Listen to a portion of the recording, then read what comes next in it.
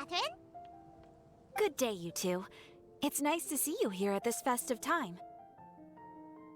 So, got any jobs for us?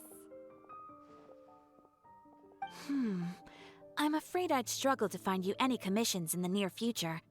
With the arrival of the Windblume Festival, the only task most Mondstadters are busy with is preparing gifts for their loved ones, but it's customary to do this oneself without assistance. Think of this period as the off-season for the Mondstadt branch of the Adventurers Guild. Spring is here, love is in the air, and everyone wants to relax and enjoy themselves. Even the cats at the tavern next door have been getting lovey-dovey with one another recently. Ew. Gross. You know that feeling you get when you burst out the doors after a nice nap, hoping to make it to the store before the limited edition drinks sell out, only to get there just in time to see the last 2 glasses snatched away right from under your nose by a couple of pesky lovebirds? That's what this feels like. Perhaps you two could simply take this chance to... Traveler, Paimon, thank goodness I found you. There's something I need your help with. Whoa! Sucrose?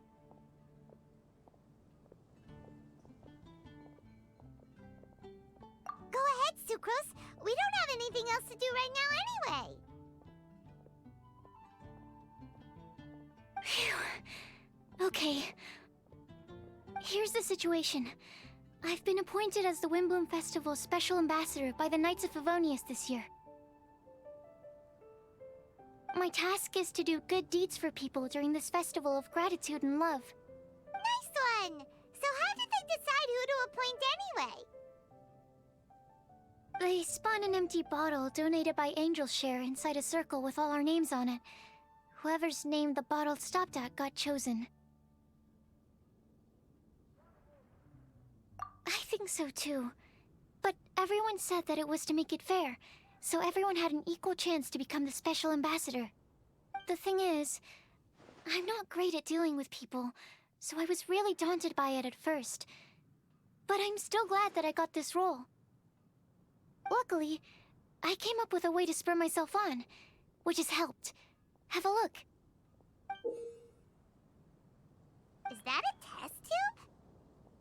Yep, every time I do a good deed for someone, I get them to breathe into a test tube. That way, I can collect everyone's breaths of joy. Sounds fascinating. Are you gonna use them in your research? Yes. I believe these breaths of joy will serve as valuable raw materials for alchemical transmutation. With any luck, I'll be able to produce something truly miraculous.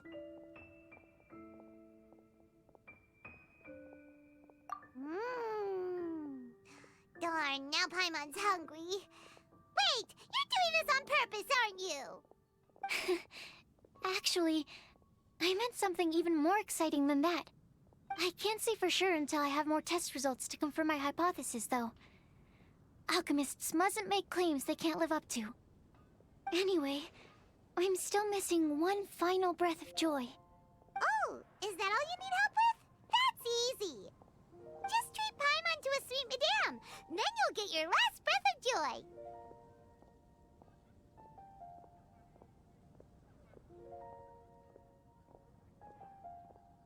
Hey, come on! Paimon's doing her best to help, okay? So, does it need to be more like official or ceremonious or something? No, joy isn't measured in those terms at all. Let me put it this way. Have you ever planted a fruit seed and cared for it while it grows? In the same way that those tender, sweet fruits are the product of your time and effort, the amount of joy derived from an experience is positively correlated to the degree of hardship overcome during it.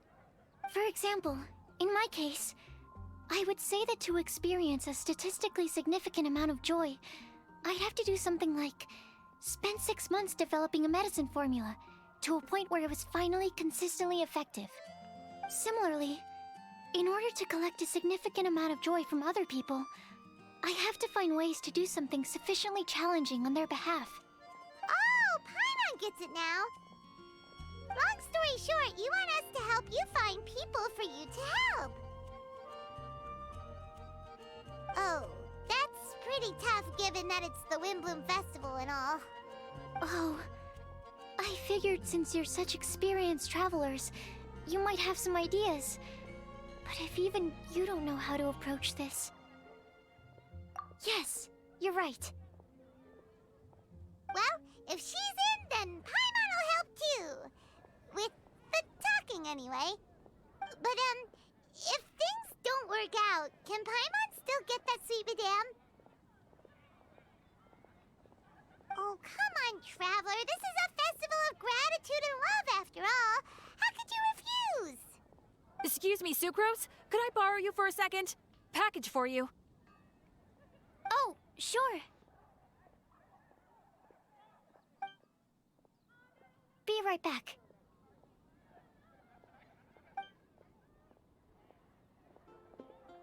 Wait, is that who Paimon thinks it is? That's Kale, right? When did she arrive in Mondstadt?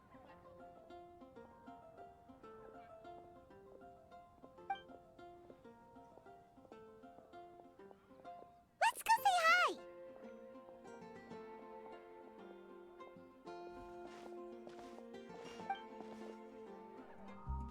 There we go. Now to see what this is about now. Kale! Hey! Weird place to find you here. Oh, hey you guys. What are the chances? You were staring into space just One now. in a million. Something the matter? No, don't worry. I'm fine. I was just looking at a Mondstadt children's book in the souvenir shop over there. While I was flipping through it, a piece of paper fell out. The writing on it was really mysterious. Almost like a prophecy. If you can do these things, you may light the lantern of utmost joy and receive a supreme blessing. And what does these things refer to? Find a flower that is not of this world. Find a guide who will never get lost. Find one who would never lie. Find a legend that never ends. So, 4 things in total. Here, have a look. I asked a lady who owns the store about it, but she said that she didn't know anything about any paper slips.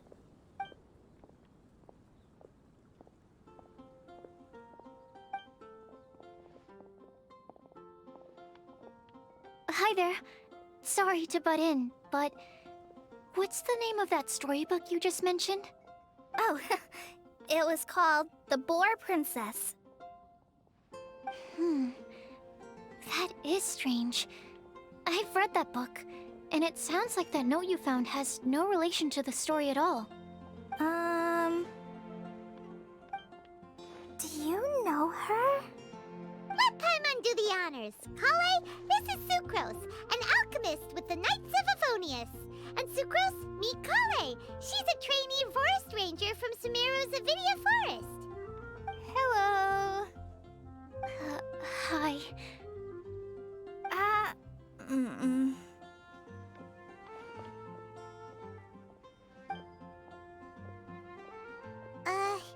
This is getting awkward fast. You're both so shy. So, Sucrose, what are your thoughts on this prophecy? Could it be real? Without having done any research, I couldn't comment definitively. But if you want my subjective opinion, I don't think that it's a nasty prank or anything. Why not? The only people who read children's books are those with a childlike wonder and imagination. Or children, of course. I'm sure that whoever put this prophecy there would understand that. Would they really do this just to spread lies and ruin someone's innocence? I can't imagine anyone being so cruel. That's a great take! I love it! Exactly. Who would want to hurt a child's feelings? Okay. So, what do you think the blessing is, Sucrose?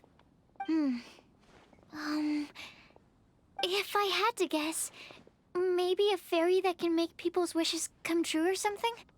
I haven't read many fairy tales, so this is pure speculation. With no other information on hand or prior research to compare against, I'm afraid it might not even be worth considering. Wow! Her guesswork is really good, though. I want to pick her brain some more. But will she find it annoying if I keep asking her questions? We've only just met after all. What's the best thing to say to someone you're meeting for the first time? Would you like to get the Lantern of Utmost Joy? Well, yes. I mean, if possible. Then, what would you wish for, Kale? I'd wish for a better personality. Uh-huh. Huh? Mm. You can't waste it on that. You've got a great personality already. That's very kind of you. But if you know me like I do... Kale! And I speaking know of the that devil, voice. It's...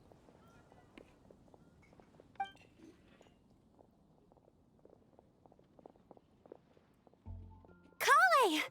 Oh, you made good time, huh? You're way earlier than I expected. I spotted your green hair way off in the distance. Good thing my eyes are sharp, or I'd have missed you. Amber! Have you been doing well? Did you... finish all the pita pockets I brought you last time? You bet. They're getting yummier each time you make them. Huh? Wait, remind Paimon, have you been to Mondstadt before? yes. Mm-hmm. A long time ago, I had a lot of help from a lot of people here in Mondstadt. So ever since my Alizar got better, I've been looking out for an opportunity to come back to Mondstadt and tell them all the news that I've been cured. That's good for you. Thanks. If it's okay with everyone, why don't I take Kale for a walk around town? I'd like to show her some of the places she didn't get to see last time. Of course. Fine by me. Sure, go right ahead.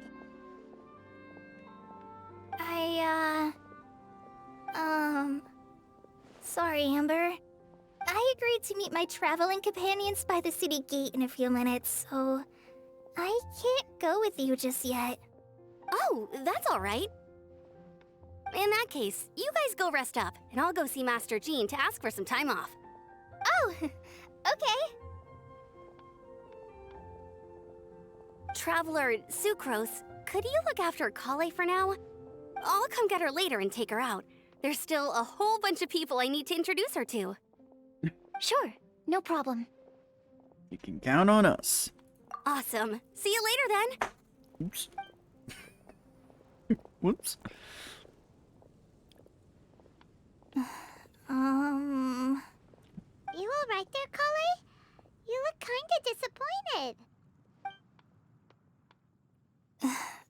I'm sorry. I'm just feeling a little shy today. Don't worry about me. Amber wants to introduce me to more of her friends. Am I gonna be able to cope? Oh I've no. only met Sucrose so far, and I'm already struggling to make conversation. I wish I had a little more self-confidence. Then I'd find it much easier to make friends with people. It's nearly time! Let's go to the gate and see if they've arrived.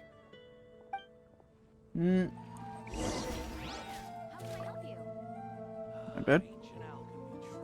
Don't checking something. Also, whoops. I love when you have an armrest and it slides back and forth and your hand slips on it to create that loud racket. Oops. Look who it is. Why is this humble windmill such a great view? I mean, it's understandable. It must have been a long time since you last came to Mondstadt. Because it is the true Great Vayu Viastra? Sentiments exact, I know, right? Oh, come on. Don't tell me you don't get it. View, Vayu, and also Mahamatra, Vayu Viastra? No? You can't hear it, but I'm face palming right now. Tighnari! Sino! Over here! Whew, am I glad to see you.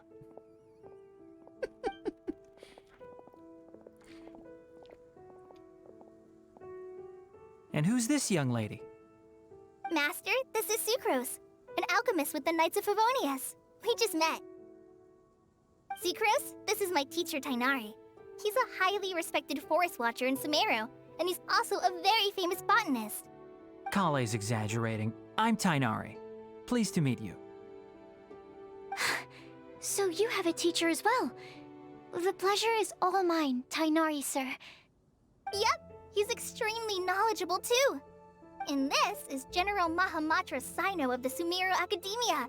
He's really famous in Sumeru as well. Greetings. Though if I might say so, we're purely here for personal reasons. You needn't be unduly concerned with our official positions. And Kale, there's no need to use my full title. Sino is fine. Or sir, if you absolutely must. Indeed. We're not here in an official capacity, just to keep Kale company on her vacation. Keep me company?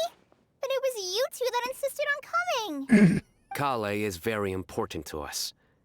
We felt obliged to ensure her safety on the long, treacherous journey to Mondstadt. No, But I've been here understandable. on my own loads of times before. What about your work, though? What if something bad happens while the General Mahamatra's away? There should be no issues. I have left my duties in the hands of my subordinates, and two especially reliable helpers. Oh, Sucrose. What were you saying about you having a teacher as well? I was just going to mention that I think we're in a somewhat similar situation. I'm an assistant to Mr. Albedo, Mondstadt's genius alchemist. Oh, please, Sucrose. Genius is an unnecessary epithet. It will serve only to leave an exaggerated impression of me in the minds of our guests.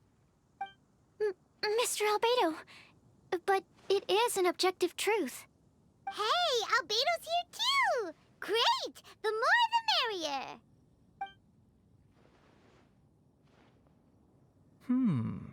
So tell me, Sucrose, since your specialty is bioalchemy, what do you know about the antitoxic properties of the calla lily?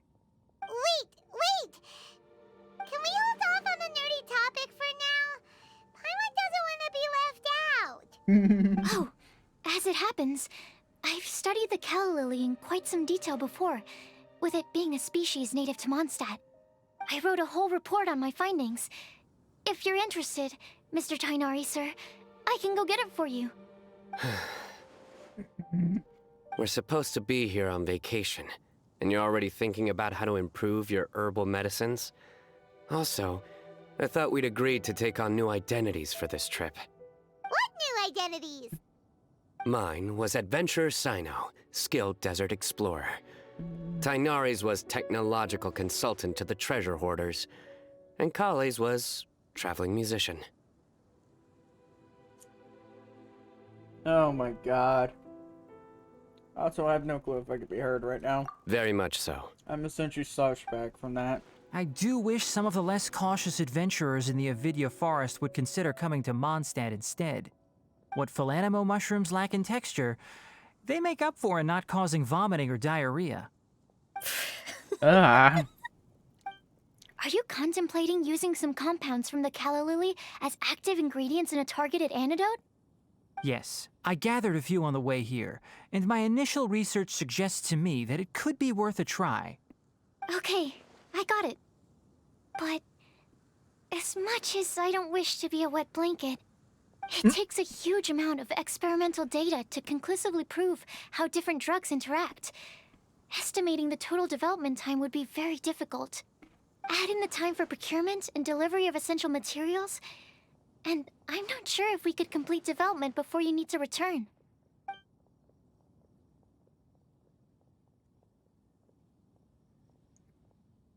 then please, allow me to help. Mr. Albedo. Apologies for my tardy entrance in the present discussion.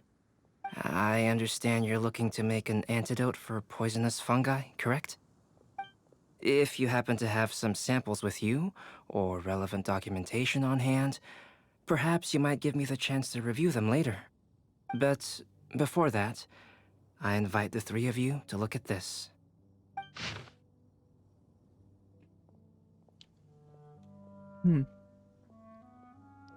Priority, the Adventure Skills reception area backup plan to be confirmed. Okay. Smash myself, some of the knights can accompany our guests. Interesting. Food Skim and through lodging that. arrangements? Were you quietly writing this up the whole time? Paimon didn't even notice! Impressive multitasking. Hardly. Rather, I should apologize for interrupting a serious discussion between trained professionals, especially after they've traveled so far to be here, when I myself am neither an adventurer, nor a technological consultant, nor a musician. Nevertheless, I would encourage you to have a knowledgeable local arrange your detailed itinerary while you're in Mondstadt. Take a look. And should you find anything here to be objectionable, it can easily be adjusted. This is too kind of you. These arrangements are quite excellent. It looks great! Even Paimon feels like tagging along for the food and board. Not included in this itinerary. That's why it's called tagging along! Very Is that what you're doing with me? The adventurer, technological consultant, and musician all approve. Thank you. Just Oh one my thing. God. We'd like the chance to cook as well. Why don't we change the group dinner to a camping and cooking trip? Oh my I'll god. help pitch the tents! I can help too. And Paimon will take her to Good Hunter to order some starters. Mondstadt's cold cut platter is not to be missed. Nice idea. For Great, once. then it's decided. Sucrose and I will bring the three of you to your inn for a quick rest. You two, let's meet by the lake this evening.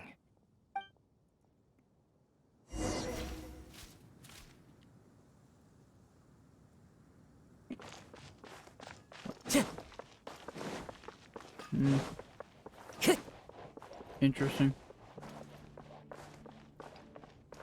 My bed. I had a pocky in my mouth. Hey, Sarah, can we We're have fighting a cold on a cut pocky platter right to now. go? Sure, coming right up. Would you like anything else? Do we, want anything else? Ugh. If we must, one sweet, sweet madame, I guess. Yay! So you do remember after all! You're just the best! Paimon will give you the sweet flower from that sweet madame as a Windblume. Just don't ruin your appetite for later. No need to worry about that! Oh Paimon god. can make room for good food. Oh, that face. All right, just a moment. Oh, I hope YouTube makes that the thumbnail. Because I would love for that to be the thumbnail. Just Paimon's face. That was Just the great. stars in her eyes. If that was a Windblume treat, then Paimon wishes it could be the Windblume Festival every day. That would get boring real fast.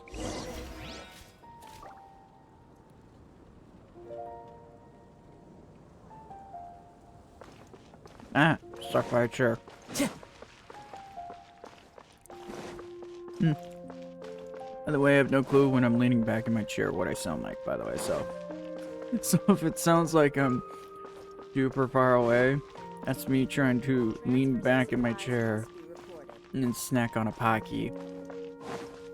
So that way the mic doesn't hear it. Besides, it'd be no fun making y'all hungry for no reason.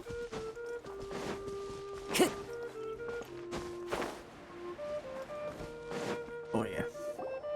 All right, looks like we're Interesting all here. camp. We're not late, are we? Not at all. We just came early to set everything up, since we happen to be free today. Kale put up the tent so quickly, but still managed to tie very sturdy knots. You can really tell that she's a professional. I didn't do much apart from passing materials around. That's still a good thing. Thanks. It's all thanks to Master and Sino.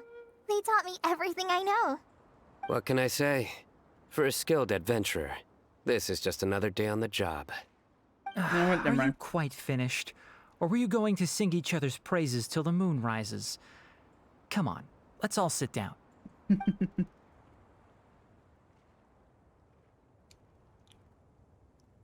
Oh. Everyone brings out their food and starts cooking. At their delicious feast, everyone sits around the campfire. That sunshine sprat was really very good. I didn't watch you cook it, but I believe that the prominent umami flavor of the dish owes itself to more than the fish alone. That's correct. Any further deductions? Let me think. The aroma was quite uniform. Unlike that of a spice blend, it was also unfamiliar to me. So I would venture that it was a Mondstadt specialty. As far as edible Mondstadt plant species are concerned, calla lilies are usually used in soups. So if I had to guess, small lampgrass? That's right. I've long heard that Sumeru's fish with cream sauce is noted for its gentle texture, which brings out the tenderness of the fish.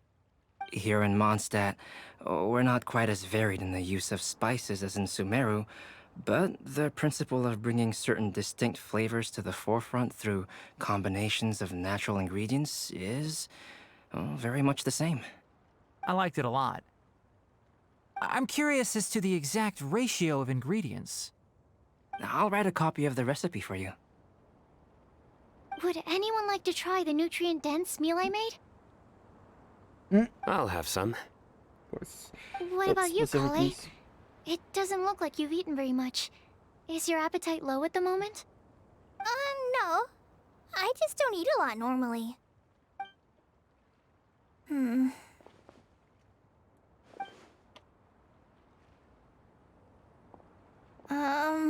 Sorry.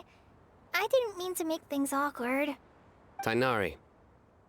While we were on the road, we spotted something white, walking on two legs. Was that Paimon? Which day was this? Just after passing through Stonegate. Good lord. Sino, are you sure your eyes were working that day? Or maybe your hood was blocking your vision? Paimon always flies. There's no way she'd ever walk. Is that right? I thought that you'd made me snacked on too many local ground nuts. What? I love everyone with the right No. response. Not funny? No. Ground, you know. As in ground up, but also the ground. Ground nuts make you fall to the ground. I feel like both these responses are the right response, no matter which way you which way you're trying to answer it this way. Good lord. I knew Sino was bad, like his puns were definitely dad jokes, but I didn't think they were this questionable. I was gonna say, is no one gonna interject? Think of this as part of the process of getting to know Sino. On the bright side, these jokes show that he thinks of you as his friends. Yeah. Still, we could test the hypothesis. What hypothesis? That plant species indigenous to Mondstadt may have an effect on the motor functions of flying lifeforms. Hey! Paimon's not your test subject! Anyway, by your logic, wouldn't that mean that eating, say, Zaitun peaches, that would make a sick Paimon peachy in no time or something? I say we put these theories to the test. Hey! Not you two! And once again, I in think the tradition, Traveler and bully the Paimon's Paimon. conversations are more entertaining than Sino's jokes. Ah, I see. You must have been keeping quiet about this grievance for quite some time now. You seem much cheerier now that you're here at Mondstadt, Sino. Actually, it feels like you're a completely different person. That's because I'm Sino the Adventurer. That's not funny. It's not? In You fairness, know when it's not funny you when the only saw him traveler in is his work giving you mode a while look. you were in Sumeru. He's actually like this most of the time when he's in a good mood. Yep, it's true. Sometimes when he's eating, he'll grumble about how the bowl is too shallow for the amount of food it contains and other random stuff like that. I understand.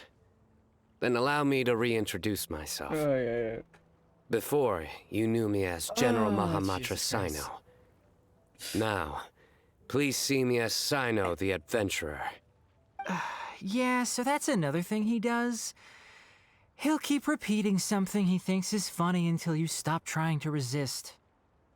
Oh my god. So you have two different Think of mental a certain states? Think of a Almost certain like content creator now. different phases of matter. Interesting. I want to learn to do that too. No. I think in your case, the two states we would end up with would be highly conscientious sucrose and stupefied sucrose. Oh, by the way, was there any reason in particular that you chose Mondstadt as your destination on this occasion? Oh, well, Lisa once told me that the Windblume Festival is one of Mondstadt's biggest events of the year. I wanted to take this opportunity to give everyone a Windblume as a token of my heartfelt gratitude for everything they've done to look after me. Plus, it was a good chance for Kale to get out and meet some new people. Kale Lily. Oh my god. What? Kale's Windblume. Maybe she should call it a Kale Lily. It sounds very Mondstadt. There's also cauliflower, Good which lord. would technically make more sense. But somehow, it doesn't sound as nice. Oh my Jesus Christ. That kiddo would just cringe and laugh at these Moving jokes. swiftly on. Thank you. Wow. He just completely ignored the joke and carried on the conversation. Guess sometimes that's the only way forward. Sumeru's been through some major changes recently, and things at work have only just started to calm down. I don't get many opportunities to take a vacation, and this was a chance to join Kale on her trip while also learning a few things about Mondstadt's flora and fauna that I'll be able to pass on to my peers and students on my return. Two birds with one stone. How about you, Sino? I came to ensure Kale's safety. That's Fair just enough. an excuse. Plain and simple. Fair enough. Also, there's the matter of a Genius Invocation TCG custom-made card back. Aha! So you did have an ulterior motive. Have you all played Genius Invocation TCG before? I have. And that is why I am proud to call you my friend. I don't When know if I should be first began concerned. contemplating getting a new card back, I asked around before eventually deciding to ask the legendary Mr. Kaltz for guidance. A friend of mine, Sawada, whom I played cards with on occasion, had been to Inazuma for the Irodori festival.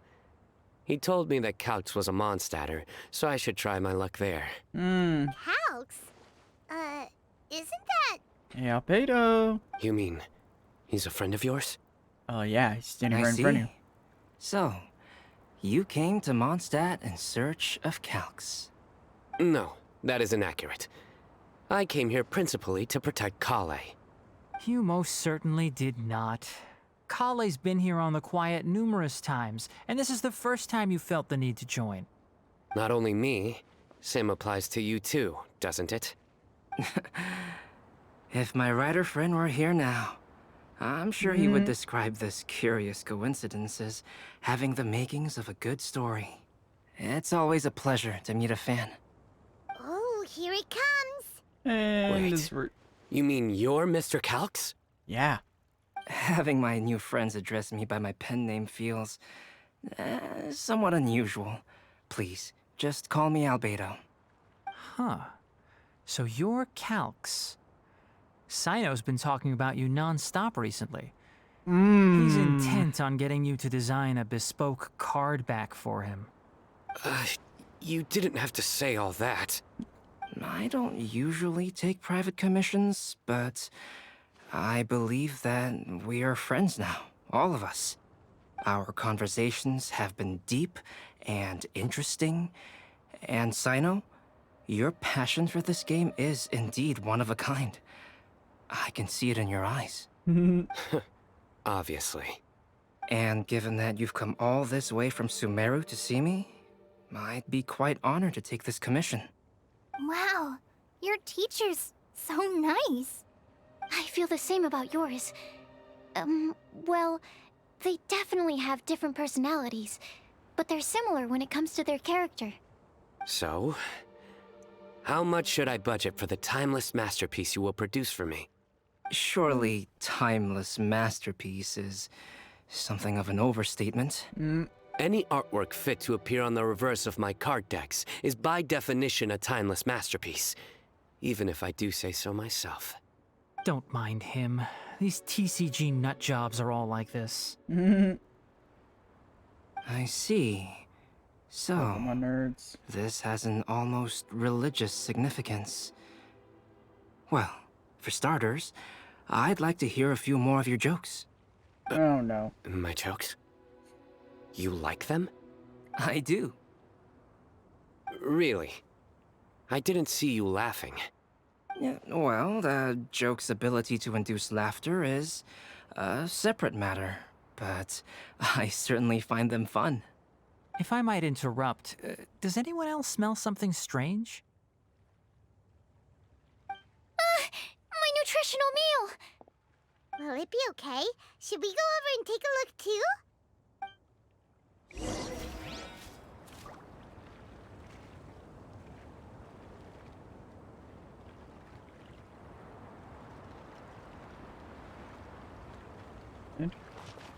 I'm just curious.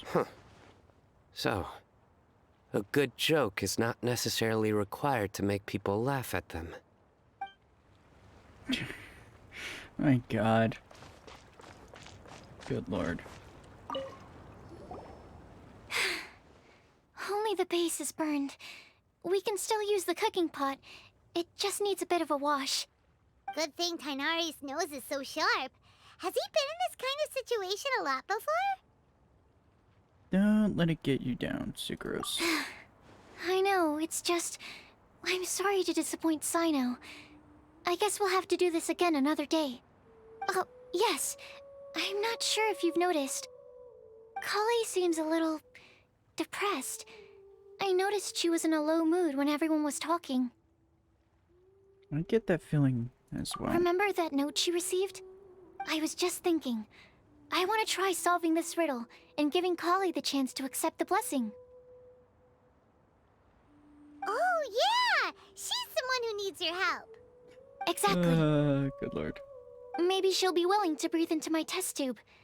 But anyway, that can wait. Maybe As explain much the as I'd like context to make there. progress in my research, I'd prefer to see her smile. All right, we'll help out too. You will?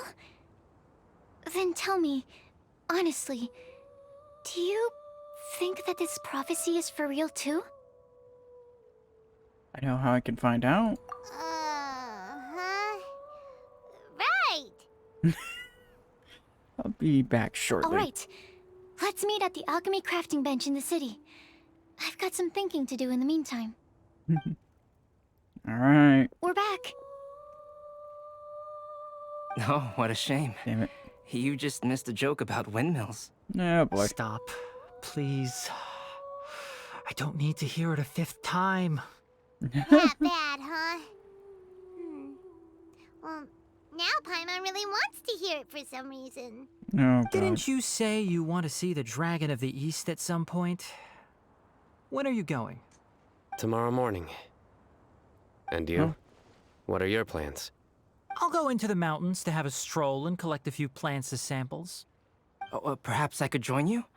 I'll be looking for inspiration for these card back illustrations. Found you! Oh look. I knew I was onto something as soon as I saw the fire. Wow, you have really sharp eyes. That's an outrider for you. Uh-oh. Did we break the fire safety rules or something? Actually, you didn't. Strictly speaking, you should have reported your plans first. but since two of our very own alchemists are here, I'm happy to look the other way. Ah, yes, introductions. I'm Amber, and this is the Reconnaissance Company Captain Eula, a good friend of mine. Good evening.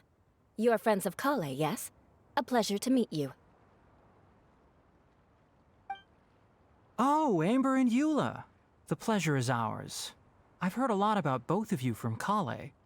Oh, really? All positive, I hope. You asked that last time, too.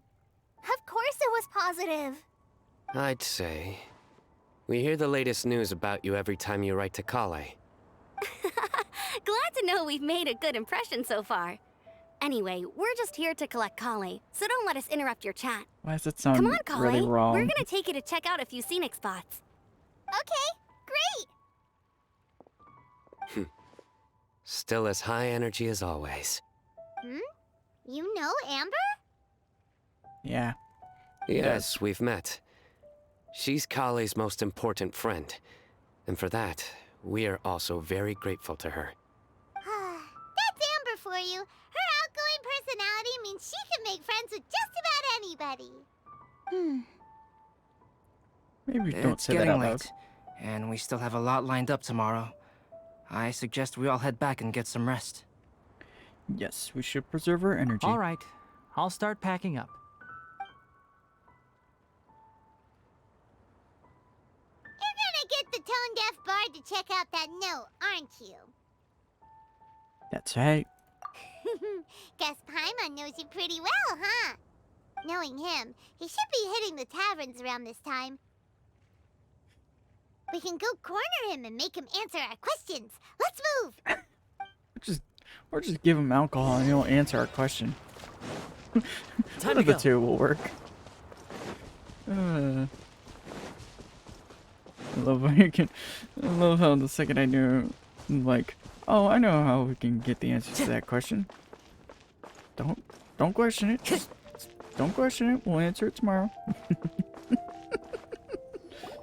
Oh god, this is comedy. Oh, it's been a while.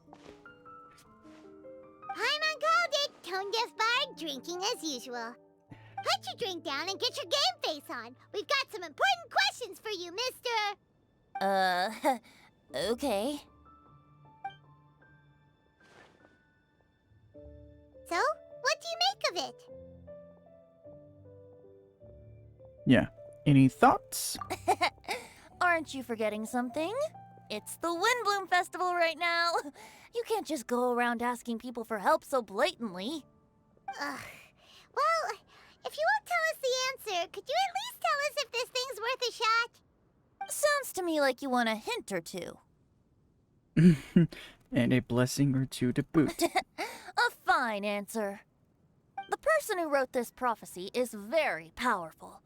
If you manage to solve the riddle, good things are sure to happen. Also, I happen to know where this lantern is. Once you've found the 4 things, I'll even write the location down for you. Isn't that generous of me? Whatever. How nice. We weren't expecting much from you anyway. You can get back That's to not right. guzzling wine and blowing wind now. Oh, woe is me. Paimon sees me as nothing more than a drunken wastrel. There are actually a great many things that we bards are required to do. It just happens that enjoying life is the most important one. Once this is over, would you like to join me for a drink? You know, a favor for a favor. Nice. Real coy. Or, given the way that you're staring at me, perhaps you'd like to get me that drink now? I, of course, would be most amenable to that. But I believe you have friends waiting for you. Don't worry, there'll be plenty of time during the festival.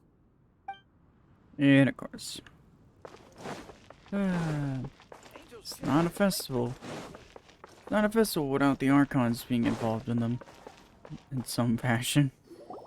A flower that is not of this world. Not of this world. Sucrose! We've got some good news and some bad news. Which would you like to hear first? Let's have the bad news first, I guess. Huh?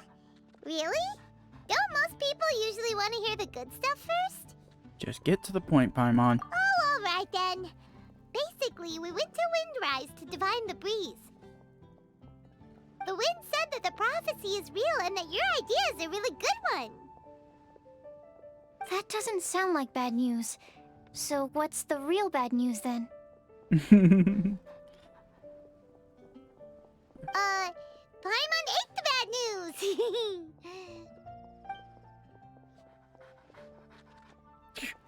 What? Yeah, what a terrible answer. Blame Sino. If it's not funny, then it's his fault.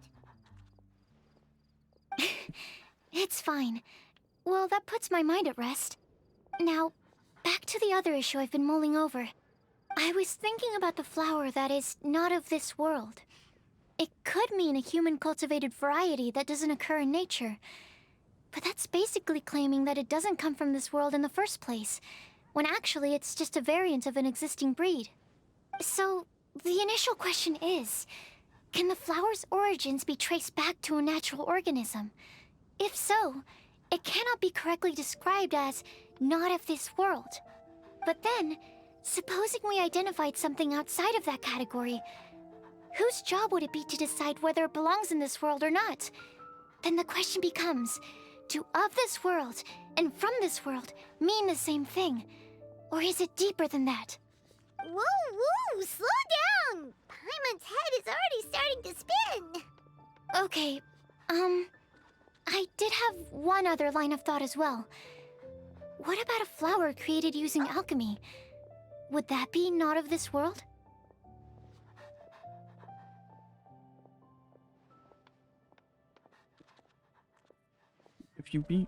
If by that you mean a flower from beyond this world. Albedo may know the answer, but asking him right away would be like asking the teacher for the answers to your exam paper.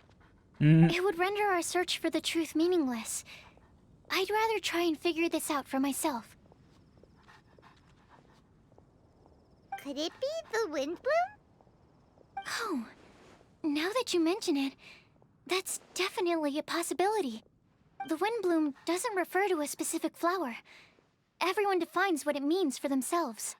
In which case, the Windblume doesn't exist in reality. This does seem like a promising direction. I've made a note. Okay, I better go read up on this. Yay! Paimon was actually useful this time! Guess we have that sweet madame to thank, huh? Even a broken clock is right twice a day. I'll need some time to prepare. Could we meet up here in, say, 2 days' time? Sure thing! In the meantime, we'll also think about the other 3 riddles in the prophecy. But, since we're really going for this now, shouldn't we say something to Kale about it? I originally wanted to leave it as a surprise for her, and I also didn't want to get her hopes up over nothing. But you're right, Paimon. I'll need to be careful how I word it. But I'll try to find some time over the next couple days to mention it to her. Understood. All right. Thanks so much.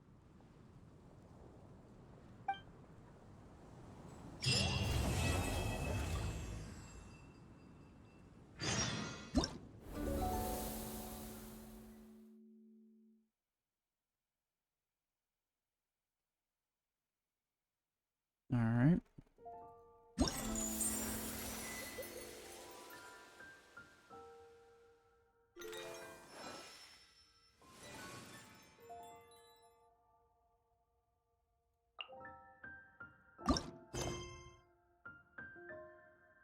Wherever in this world I roam. All right.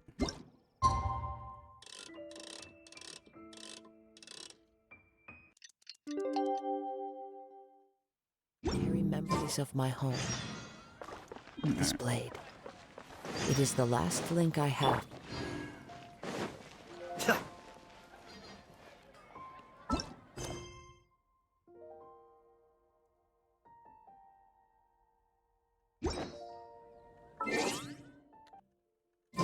Today's the day! Let's go meet up with Sucrose! Alrighty, what do you gotta say? Sucrose, we're here! Oh, Traveler, Paimon. I only just arrived myself, so I'm still getting ready. Ah, and Kale just passed by a moment ago. She said she had some things to sort out at the inn where she's staying, but she'll meet up with us when she's done. Apparently, Tainari and Sino both went out, but she stayed behind because she wanted to help us. Understood. How's the progress been on your end? Not too bad. After reviewing it again with fresh eyes, I came up with a new theory which seems to hold some water. I'll attempt to explain it as simply as I can. I believe that each of the 4 things in the prophecy refers to a different field of knowledge. So, in a way, the prophecy is a test of the reader's intelligence. But it's unlikely for any one person to have expertise in all these different areas. So I suggest that we seek out one expert from each and get their opinion. Also, in 2 out of the 4 areas, the prophecy seems to want us to find specific people. It may even turn out that the people themselves are the answers. So it sounds like we should put our heads together and list out the people who can help us. Exactly. I think we can go through each riddle in turn and generate 4 groups of names to match the 4 questions. That makes sense. Alright, then let's start from group 1. The first riddle was, a flower that is not of this world. Personally, I would still go with Albedo for this one. Alchemy is the most likely to have to do with otherworldly things, and he is by far the leading expert in this regard. You'd count as an expert too, you know. Exactly! You're the creator of the Tetratanic sweet flower. Who knows? Maybe that's the flower we're looking for. Huh? You really think so? Oh, but what about Tainari? He's a forest watcher and knows all about plants. If it's a flower we're looking for, maybe he's the man for the job. Alright, I'll add him to the list as well. On to group 2. This subject is a guide who will never get lost. That's kind of abstract. Does it just mean someone who never loses their way? Wait, but they have to be able to guide others too, so it's not quite as simple as that. Perhaps an astrologer? Oh, you mean Mona? Nah, Yeah, say she Mona. definitely count. I'm sure I butchered that word. Mona. Yes, she certainly seems very confident, and she can use her astrology to guide people. Would Bennett count? Why him? Well, his luck's so bad that as long as you go in the opposite direction from him, you'll always be going the right way, right? I see. I suppose I can't argue with that logic. Add him to the list. Finding everyone won't take long, so one extra person won't hurt. I know. Would Outrider Amber be a valid candidate for this category as well? Yeah, she would! She's got a great sense of direction after all. As a matter of fact, when the Traveler and Paimon first came to Mondstadt, she was actually the one who gave us directions. Yes, she's certainly a good guide. Is there anyone else? Let me think. Yes, I believe there may be one more. Albedo once made a set of equipment for Mika from the reconnaissance company. He's their surveyor, and an exceptional pathfinder. He's even instructed others in the discipline of surveying before. So, in my view, he's highly unlikely to lose his way, and would be very good at helping others find theirs. Cool! Another one for our list! Wait, Kale should have been here by now. Wonder what's taking her so long. Sorry, could we continue our chat somewhere else? Oh, you wanna go see how she's doing, right? Sure, let's all go.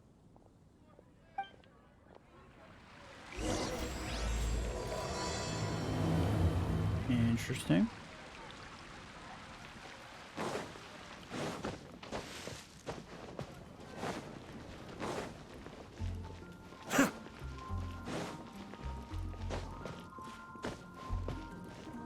And there she is. Hi, Kale. Hope we're not intruding or anything. Is everything okay? Sucrose! I was preparing some stuff. Is it time already? Oh no, I'm sorry.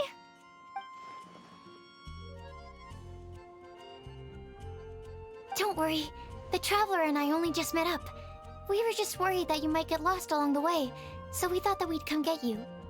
Thank you. I'm ready to join you now. How's that thing going? So let's pick up where we left off. Next up is the third line.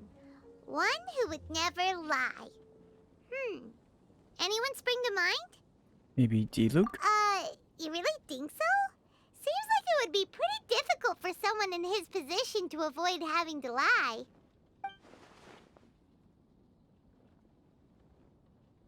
Ah, yes. Then what about Kaya? Oh, yeah. He's the cavalry captain and a rather popular figure, but... No. You think there's something fishy about him too, huh? Yeah, he's definitely a sneaky one. Bet he lies all the time. I can't help but agree with you there. There's the tone-deaf bard. But on second thought, he wouldn't qualify either.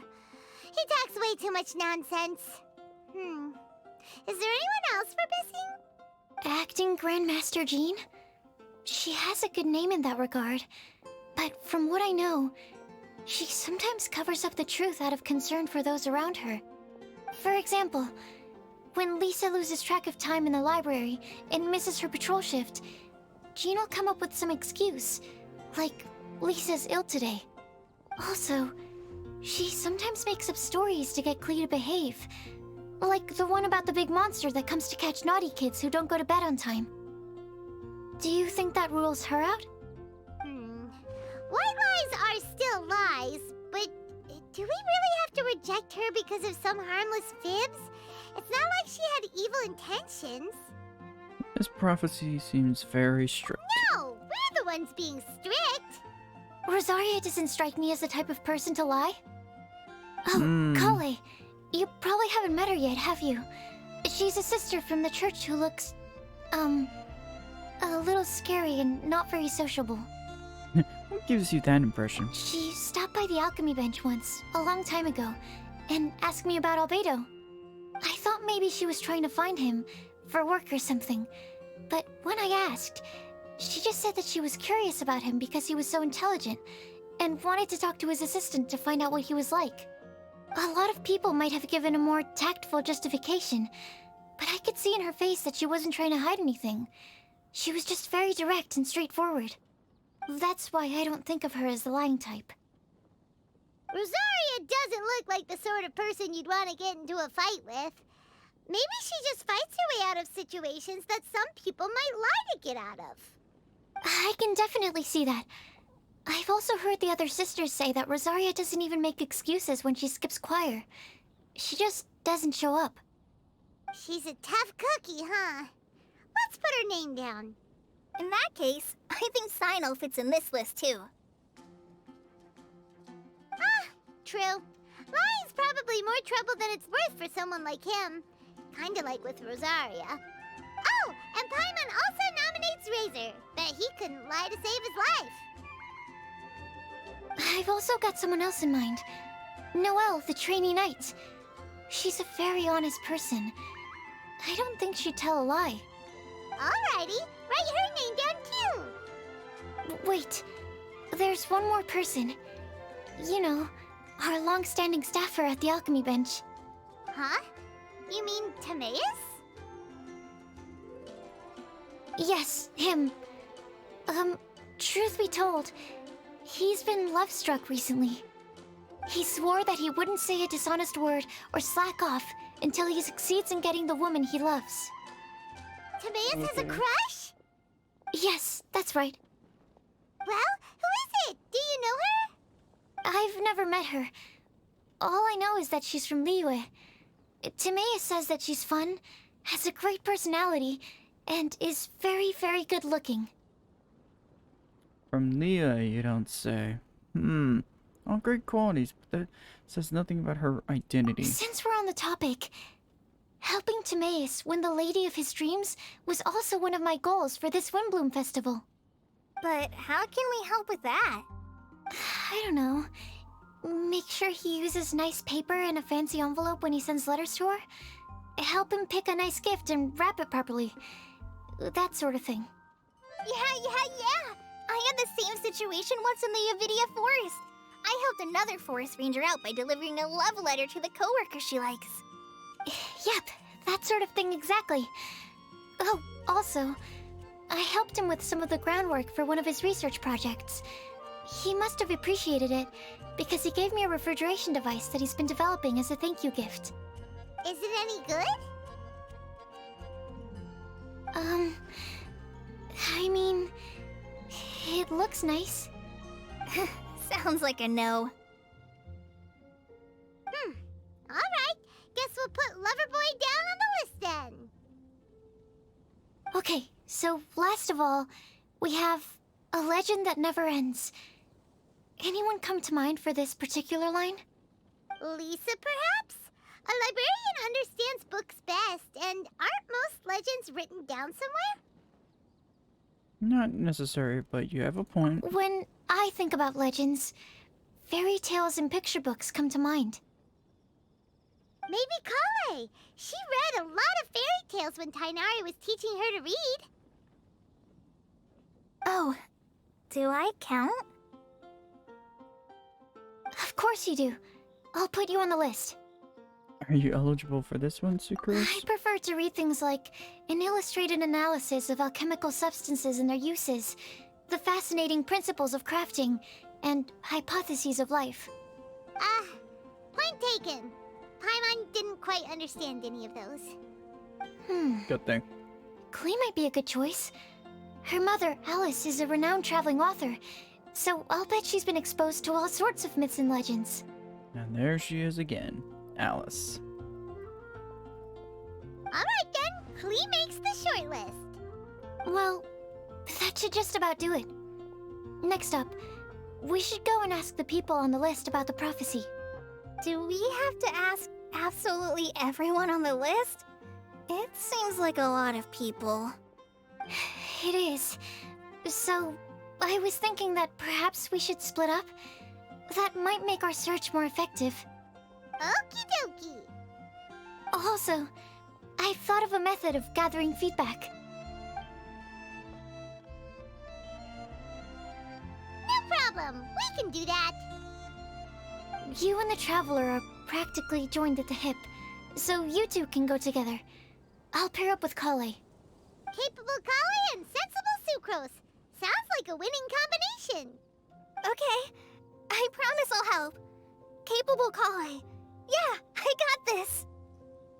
Rest assured that the unbeatable Traveler and Paimon will do our part too. Off we go. Alright.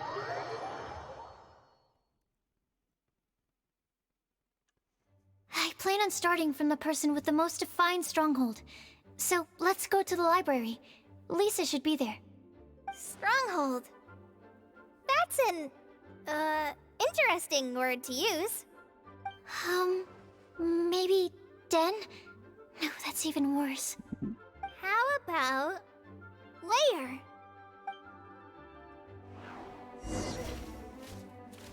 Okay. Wasn't expecting this. Here we are. Lisa's lair. Oh no. That's even That worse. was a bad word choice. Now Sucrose is using it. It's all my fault. Lisa, might I ask if... Huh?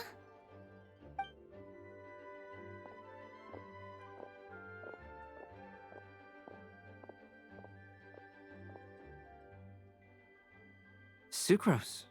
Kale. What are you doing here? I can only sucrose that they were Kale-ing on someone. At least that's as far as I know. Oh, please, just stop it with these puns.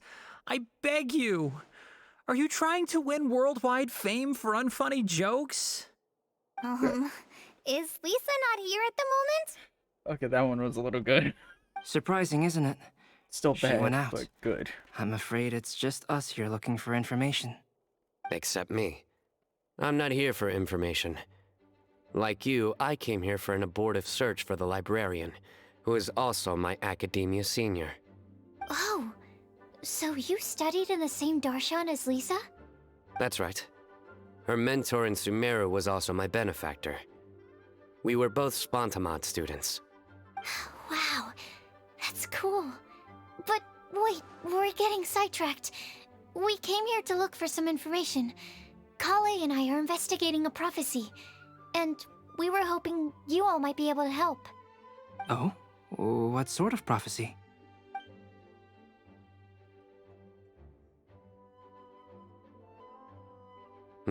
I see.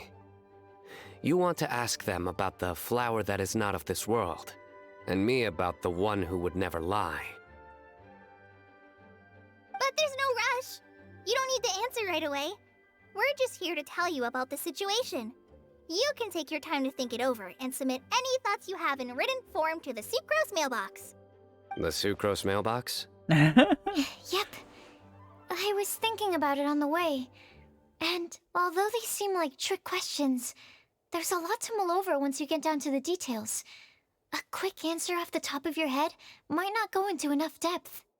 So, I decided to place a mailbox next to the alchemy crafting table. Everyone can submit their written answers there when they're ready. We don't have to call it the Sucrose mailbox, though. It could just as well be called the Sucrose and Kale mailbox. Or even the Sucrose, Kale, Traveler, and Paimon mailbox. That is a mouthful. I think in this case, we can just go with your quick answer off the top of your head. Sounds like a good solution. Certainly more reliable than verbal discussion alone. Agreed. Certainly when it comes to discerning whether someone is a liar or not, you cannot simply take them at their word. Understood. Once we've had a look into it, we'll place our replies into your mailbox.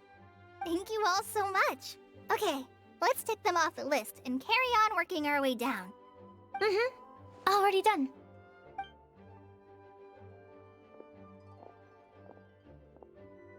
I'm pleasantly surprised to see those two introverts getting along so well. Do you get the feeling that Kale's return to Mondstadt has emboldened her more contrarian side? Yes, I'd noticed that too.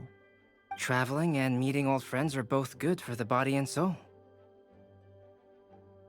And isn't rediscovering one's youth while revisiting old haunts a worthwhile pursuit? When I first met Kale, she'd never known happiness or youth. But things are different now. Her Elazar being cured was a huge milestone in her life. Kale is a very sensitive and introverted child. I'm sure you must have noticed that too, Albedo. From the time she's been in my care, I've observed that she's actually a very lively character by nature. But she had a very rough start in life, and it changed her. So, might I assume that your respective claims of looking for plants and artists in Mondstadt were just pretexts? I wouldn't say that. Both Kale and Genius Invocation TCG are very important to me. Would it really kill you to just say yes in this situation? Fine. Yes. We came out of concern for Kale. She's been back to Mondstadt of her own accord several times, but it has led to no significant improvement in her mood. Well, it won't hurt to give her some more time. I believe that Sucrose might be able to help her. Sounds like an extension of your own self-confidence as her teacher. You could say that.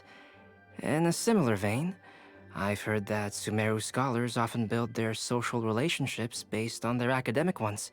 Is that true? I suppose it might look like that from your perspective.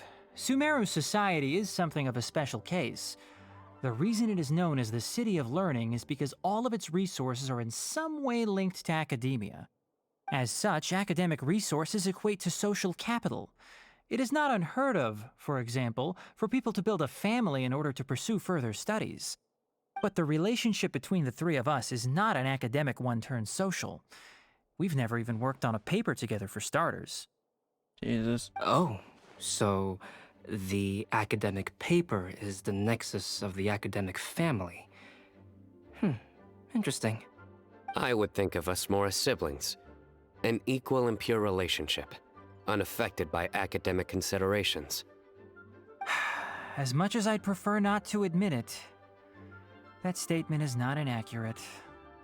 I can understand that position. I have a younger sister myself, and it's only natural for me to be protective of her. What you described fits the idea of a city of learning, as I imagine it. The family is where all social relationships intersect. As such, a family founded on common goals may actually be more stable. By the way, who's the eldest between you? Let's not go down this rabbit hole, please. But wait. In terms of age, I'm the eldest, of course. He just doesn't want to admit it. But your mental age is younger than that. I dare say even by enough to be the youngest sibling. Perhaps I could bring Kale into this happy family to be your elder sister. No. You will never see me admit to being the youngest sibling. Except perhaps as a last-ditch effort to turn the tables in a game of cards. Love the rabbit hole part. I'm just like, well, please, you mentioned Glee. So there's the rabbit hole. Guess we'll leave Kali and Sucrose to it. Fingers crossed all goes well for them. Now then, where should we go first? Let's try our luck at the bulletin board, shall we? A lot of people tend to show up there at some point in the day. Maybe we'll get lucky. Alright.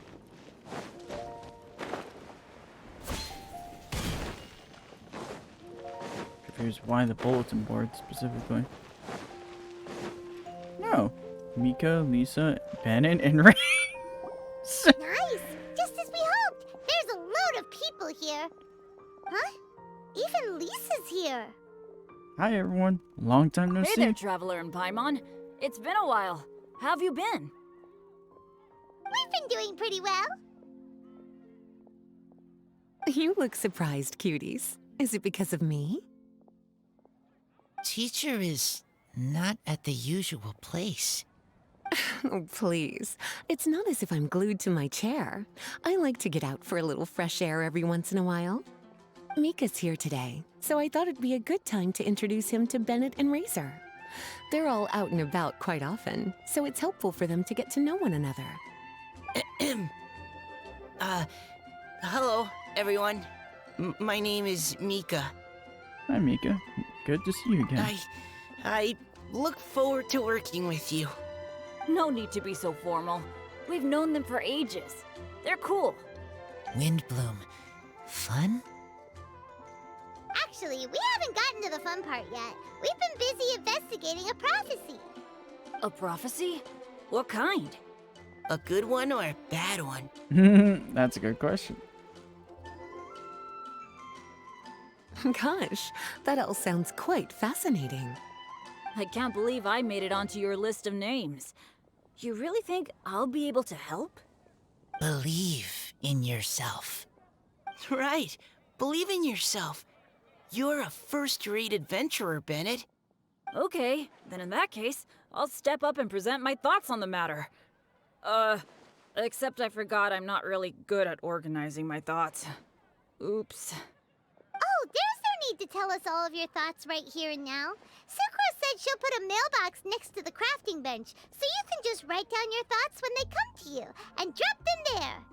A meticulous and efficient plan. Yep, that sounds like sucrose. I will think also.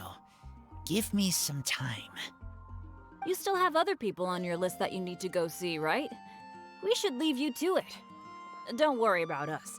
We'll drop off our letters at the mailbox as soon as we're done. Okay, bye for now. Let's head over to Star Snatch Cliff next. Maybe we'll be able to find some people there. And even if we don't find any familiar faces, you can see really far from up at the top. Maybe we can find people that way. Oh, you're working so hard. Do be sure to get some rest when you can. If you get tired, you know you're always welcome to visit me for a break and a cup of tea. Alright. Stormbearer Mountains. Interesting. Where to next? Let me check my notes. Huh, this way. Got it. Kale, please follow me. I feel like I should be concerned a little bit about who's out here.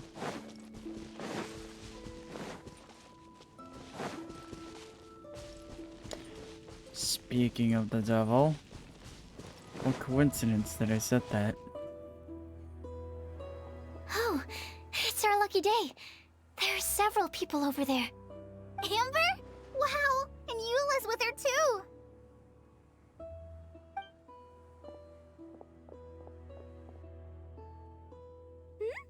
Oh, it's Sucrose! And Klee also spies the girl with the long scarf.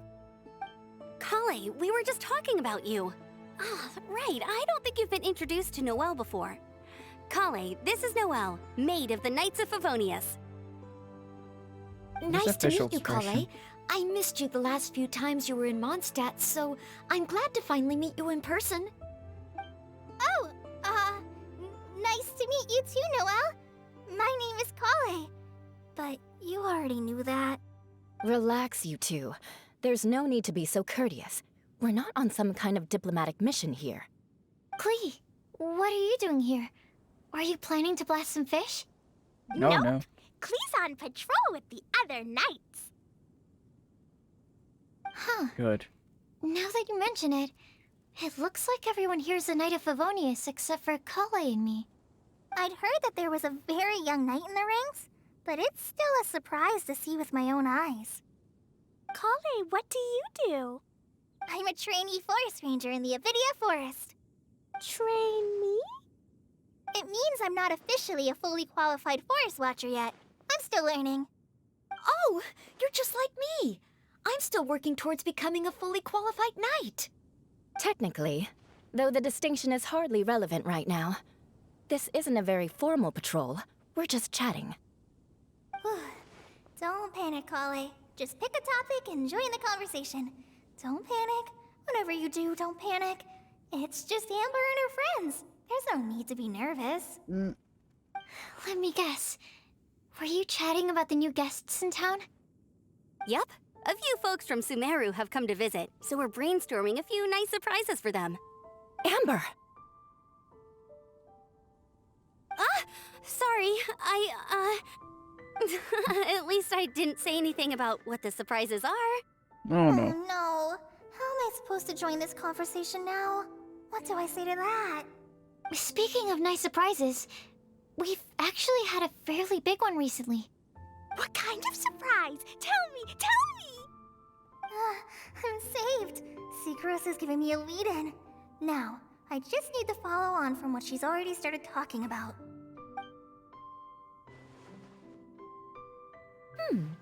What an interesting prophecy. I have no idea what the answers could be, though. So essentially, you're gathering information to help you solve the riddles, correct? I'll do my best to help. Thank you so much, Eula. Anytime. There's no need to answer right away. We'll put a mailbox next to the crafting bench for people to drop us a note once they've thought of something. I'll drop something in there for sure. Please, Nice not idea. a bomb. I think we can all commit to writing a note. We'll see what we can come up with. Yep, don't worry, you can count on us. But we do have to finish our patrol first. What route are you taking today? We started in the Stormbearer Mountains, and we'll end at the city gates. You'd be very welcome to join us, but it sounds like you're pretty busy with all this. No. There's always next time. We'll join up with you after we're done working through this prophecy. Oh, yeah, so, we'll be on our way for now. See you later. Have a safe trip back.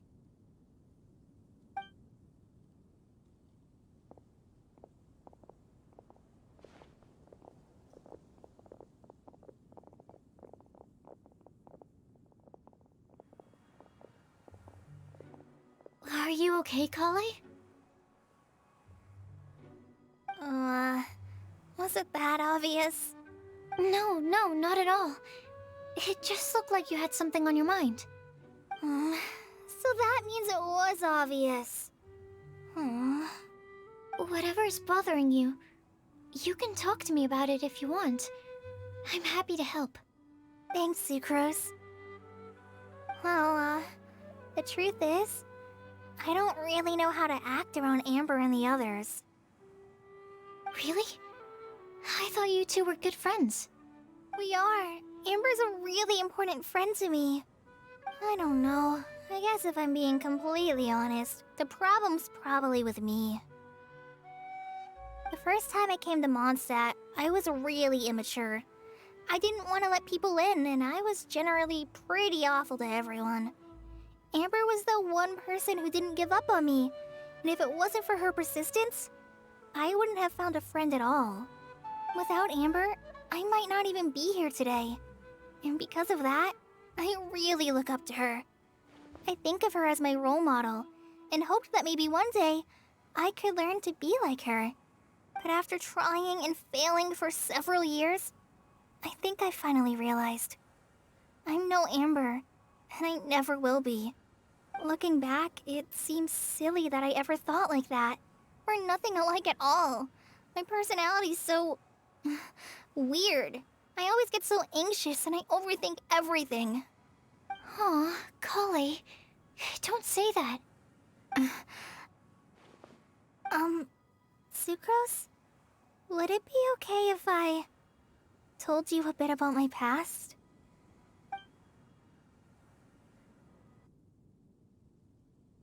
Two girls came to a stop at a place with some lovely scenery. As the breeze picked up, Kale told her life story from her childhood to her recent recovery from Elazar. I hope that doesn't have a certain someone in that. I already knew bits and pieces about her, but still, why did she have to go through all that? I'm sorry. We've only just met and I'm already dumping all of this on you. This is why I get so frustrated at myself. I'm always doing this. I get into a spiral of self-doubt, and then I end up having to find somewhere to vent it all out. No, it's fine. I'm really glad that you're willing to tell me all this.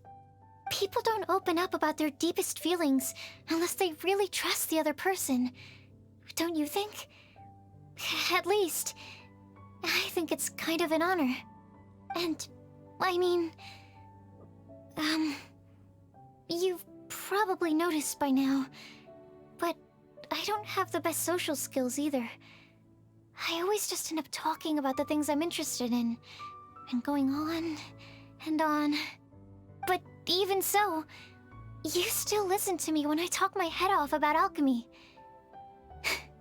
It's a relief to listen to you talking about yourself for once. If you hadn't told me all of those things, I never would have guessed that you struggle so much. Honestly, I feel like we're very similar people. Really? Yeah. Everyone has their own problems to deal with. I certainly do. All the feelings that you talked about just now, I totally get it. It takes so much more effort for us introverts to fit into a crowd. When you were saying about how you try to think about what to say in advance, and you're constantly terrified of saying the wrong thing and making things awkward, I relate to that so much. Oh, and also that part about studying under a genius. In fact, before meeting you, I'd never met anyone who seemed so similar to myself. Oh. I'm not very good at giving words of comfort or anything, and I'm not gonna tell you to just get over it or stop worrying about it. How about we just sit here for a little while? We don't have to force a conversation if we can't think of anything. We can just sit here together. Sucrose has stopped talking, but for some reason, this doesn't feel awkward at all. Maybe she's right, and we're more similar than I realized. In Sumeru, I always like to find a quiet place to just sit and watch the scenery, but it's always by myself. I never thought there'd be a day when I could do this with someone else by my side. Mondstadt's breeze is so gentle and soft. Hey, Kale. See that cloud over there? Doesn't it look like one of my test tubes? I don't think so. Sorry. Then, maybe we're not quite on the same wavelength on everything. At least, Not when it comes to looking at clouds in the sky. Thank you, Sucrose. I feel much better after talking to you. Yeah, it helps a lot, doesn't it? I also vent to my flasks sometimes. The next time we get the chance, I have to show you my Tetratanic Sweet Flower and my Tetratanic Windblume. Your Tetra... what? 2 of my favorite things I've made. They're really cool. I think you might like them. Oh, okay. Yeah, you'll definitely have to show them to me sometime. I brought some crackers with me. You want one? There's cheese flavor or tomato flavor. Sure. I'll try the cheese one. Aw, look! They're enjoying the scenery together. Shall we go play with them? No, it's fine. Let them sit for a while. We're not what Colleen needs right now. She needs a new friend. Someone different who's never met her before. I don't get it. Is there a difference? There is. You'll understand once you're a little older, Klee. People can draw different kinds of strength from different kinds of friends. And right now, Colleen needs someone that's just not the same old me.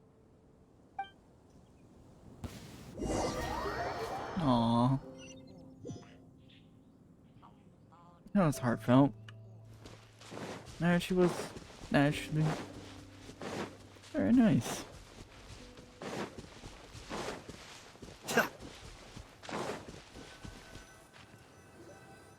Star-Snatch Cliff! We made it! Paimon hopes we find someone we need here. Let's see. Help! I beg you, please Yep. don't let go. Rosaria, Timaeus, Diluc, Let's and hurry and Mona. take a look. Just calling her right now. Timaeus? And we also have Rosaria and Mona? What kind of mishmash ensemble is this? Good question.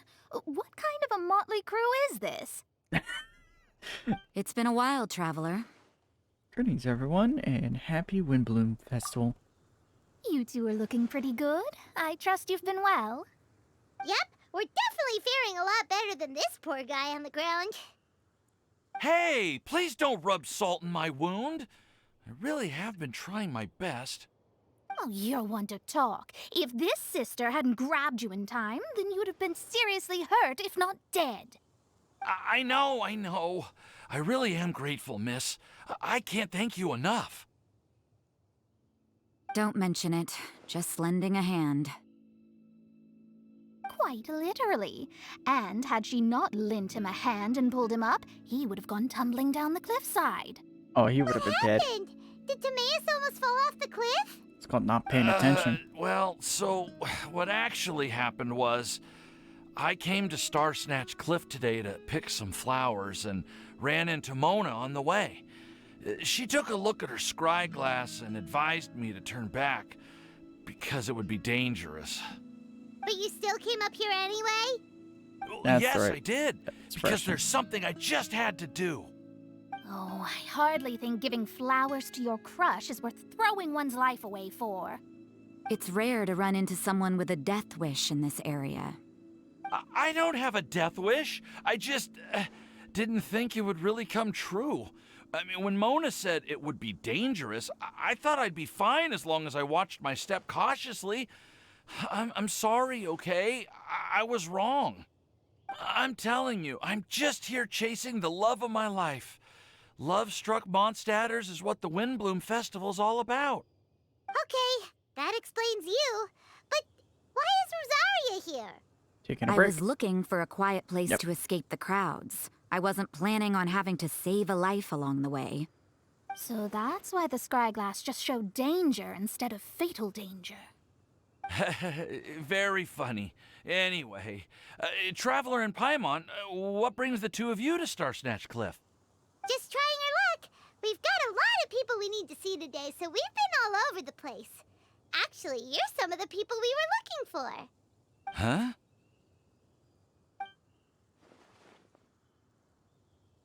Huh, I see.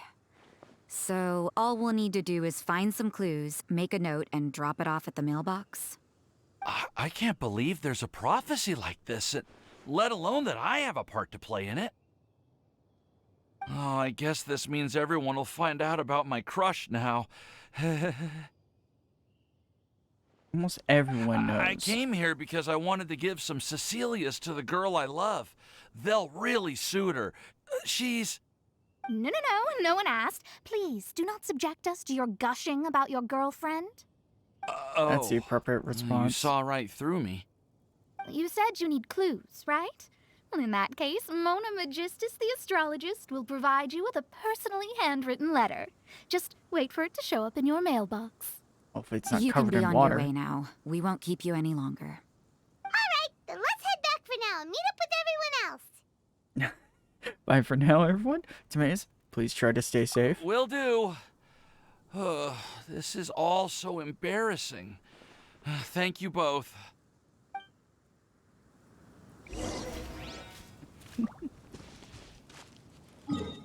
Alright, okay, I guess we're heading back. I was actually surprised we weren't gonna talk to T-Luke. No, I guess that makes sense. We're back! Oh, but it looks like you two beat us. Welcome back. Did everything go well? Yep, we managed to find and talk to everybody. We got back a little early, so we took some time just now to put the mailbox together. We got really lucky today. The vendors were feeling super generous, so we didn't even need to pay for the materials. It's just a shame that Kale got a splinter. Don't worry about me. I'm used to working in the rainforest. I get splinters all the time. I've already taken care of it. We've already wrapped up everything on our to-do list for today. So, all we need to do now is wait for everyone's letters to arrive. Traveler, Paimon, why don't you get some rest while I keep an eye on the mailbox? Alright. You're definitely your master's student, Sucrose. As long as you or Albedo are around, Paimon can relax and know that everything's taken care of. Stop. You're embarrassing me. Wait. Actually, there's one thing that still needs taking care of. Paimon's starving. Hey, Traveler, you wanna get dinner? Your treat. When is it not? Alright, I guess I better go get Paimon some food. I'll go with Sucrose to return the leftover materials to the vendors. You two, go get a proper meal. We can't have anyone going hungry. Yeah, now would be a good time for a break. Once everything is ready, let's meet up here again and collate all the information we've gathered. Sounds like a plan. Excuse me, miss? Wanna explain yourself?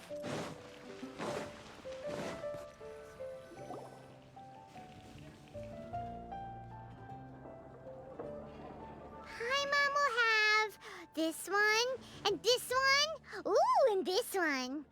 Hear that? It's the sound of more pouring out of my wallet. Hey, Paimon's really hungry! And don't forget, Paimon's also ordering for you, too. It's not like Paimon's gonna eat everything by herself.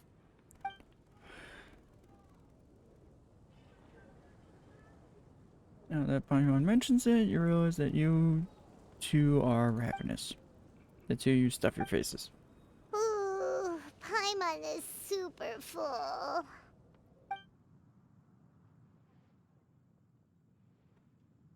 Is everything packed up and ready? What do you think about meeting up at 5 to go to my house? Yes, everything's ready. I've packed some great wine and smoked ham. Oh, your parents will love it. Ham? Look, we've known each other for quite some time now. Don't you think it's been long enough for you to remember that we only eat bacon in my house? Awkward. I must remember to get some milk today on my way home. Please, feel free to pay a visit to Cat's Tail anytime. Enjoying the scenery? Oh, Tone Deaf Bard! Are you here for some food as well? Should we order something for you? Oh, I can put something on your tab? Well, that's a pity. I already had a few drinks before coming here. I shall take you up on your kind offer another day. There should be no shortage of opportunities in the future. Anywho, you should be getting ready to thank me. I come bearing good news. What kind of good news? Behold! Yep, there's our answer.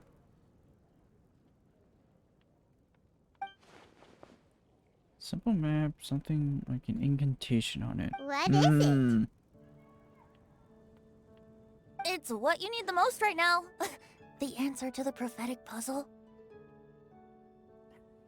Simply head to the location marked on the map, and you'll find the lantern you've been looking for. However, if I were you, I wouldn't just go and reveal the secret right away. As you've seen, a lot of people have been laboring hard to uncover the answer. A secret is like a well-aged brew.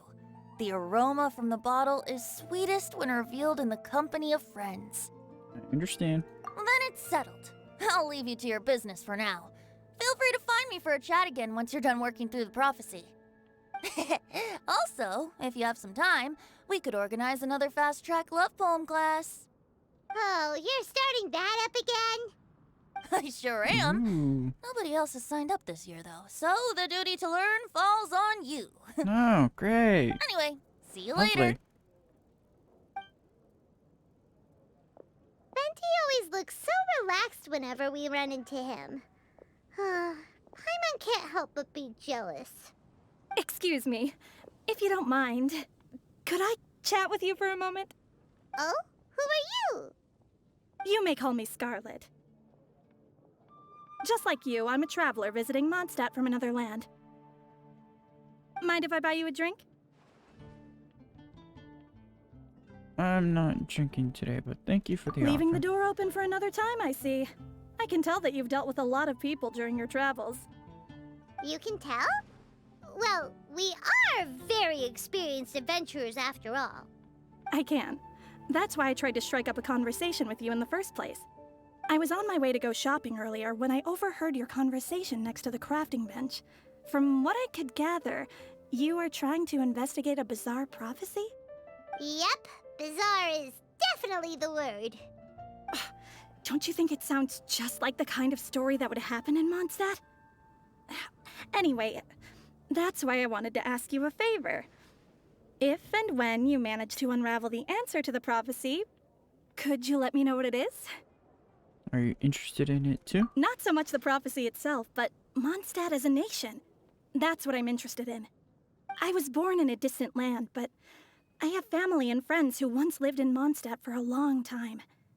They said that it's a great place full of fairy tales and romance and recommended that I come for a visit. As it happens, someone I know has an anniversary coming up soon.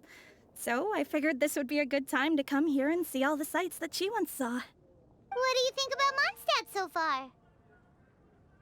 It certainly lives up to its name as the city of romance and freedom.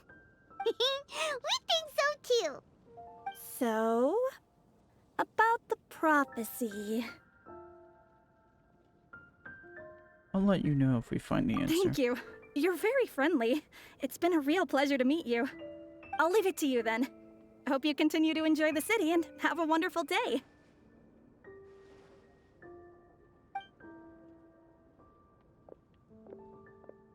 She definitely isn't dressed like a local, huh?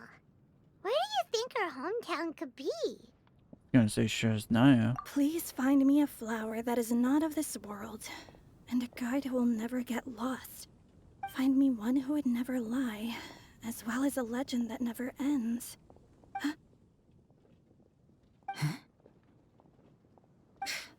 I never thought I'd have someone secretly following me, even in a free city like Mondstadt. Good day to you, miss.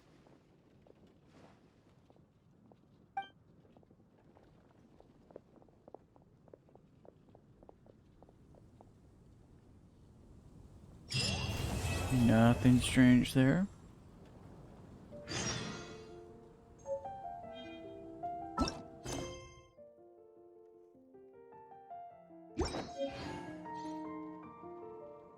Let's go meet Sucrose and Kale at the crafting bench. Alright, let's get to it. I know what Hey, we're that whole mysteriousness with Scarlet is about. Traveler, Paimon! Great timing! We got a lot of letters in the mailbox, and I just finished sorting them into 4 groups. Nice work! Well, the real work hasn't even started yet. Which batch of letters should we read through first?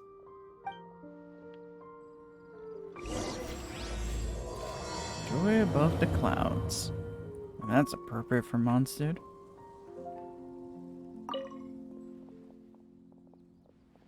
Read the letters about a flower that is none of this world. What does Turner gotta say? After our conversation the other day, went over the prophecy's wording carefully. A flower that is none of this world sounds more like a logical paradox. Think about it. If a flower is none of this world, its existence cannot be perceived. However, if it can be perceived, it will not fit the description of the prophecy. As such, my view is that the riddle's answer doesn't have to be a real plant. However, I must also note that with all due respect, that the person who came up with this riddle may not know all plants in the world. And I dare say that no one could make such a claim. From this perspective, you could even think of some rare plants as potential candidates for this answer. Alright. What does Alberta gotta say? A flower that is none of this world. Does it sound like an distinct species or something created through specialized cultivation techniques? With that noted, I believe we should think outside the box. After reviewing what I've learned over the years, I have now reached a conclusion. Sucrose also came to discussing her thoughts with me. She hasn't yet decided on an answer at the moment of me writing this letter, so I won't be revealing my own conclusion right now. We can discuss it in detail when we meet, and I hope everyone else will bring their respective answers too. I'll see you then. Feels strange to insert a letter in a mailbox that I made myself, but I did find my answer. At first I thought that a flower created using alchemy would contribute one that is not of this world. According to the prophecy, after giving it some more thought, I realized that instead of creating an actual plant, a flower-shaped mechanism made of chemical products might fit the description better. So I arrived at my conclusion, a clock in the shape of a flower. That's a cool one. A long passage of life brushes past the timepiece, leaving fluttering petals in its wake. The elapsing years stir up the leaves, pushing the needle of time forward. Good lord. Oh my good lord. No one can be confidently say that they will never get lost, but as long as their wish to guide and help others does not waver, it will become a ship that can traverse the waves eternally. I did not perform any divination before writing this letter, but I have a feeling that I'll witness the truth behind the prophecy together with you all. So if you need me, just call on me at my place. I'll be there. Mona. I'm just curious what these all say. Oh, good lord, Bennett. I've been thinking about this for a long time before you came to me with this prophecy. It never even crossed my mind that I could be part of this. Well, as you know, I am probably the last person you think of when it comes to guiding others.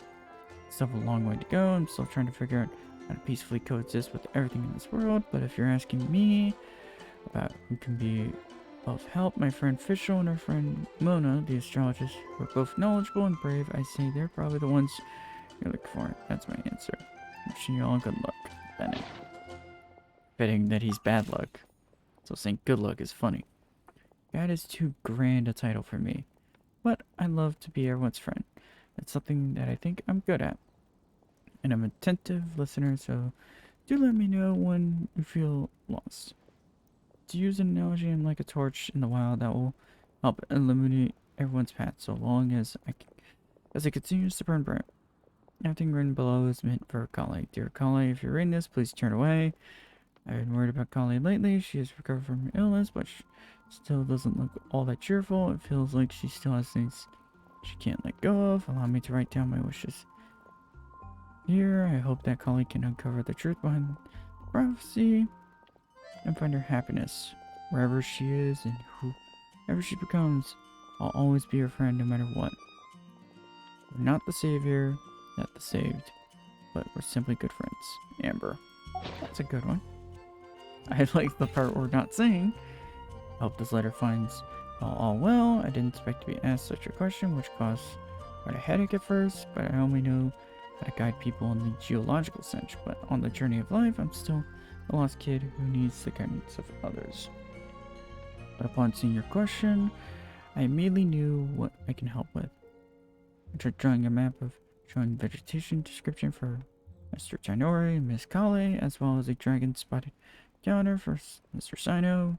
Both are attached below. In the next few days, we'll need to patrol with the captain and draw maps for Miss Lisa. I can only support you with my well wishes. My apologies. Please forgive me. I hope the map and the list will be of some help to you, Mika. Good lord.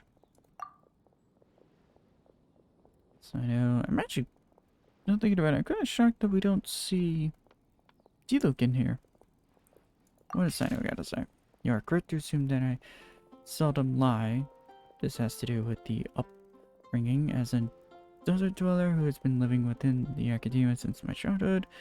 My unusual identity makes it hard for others to trust me.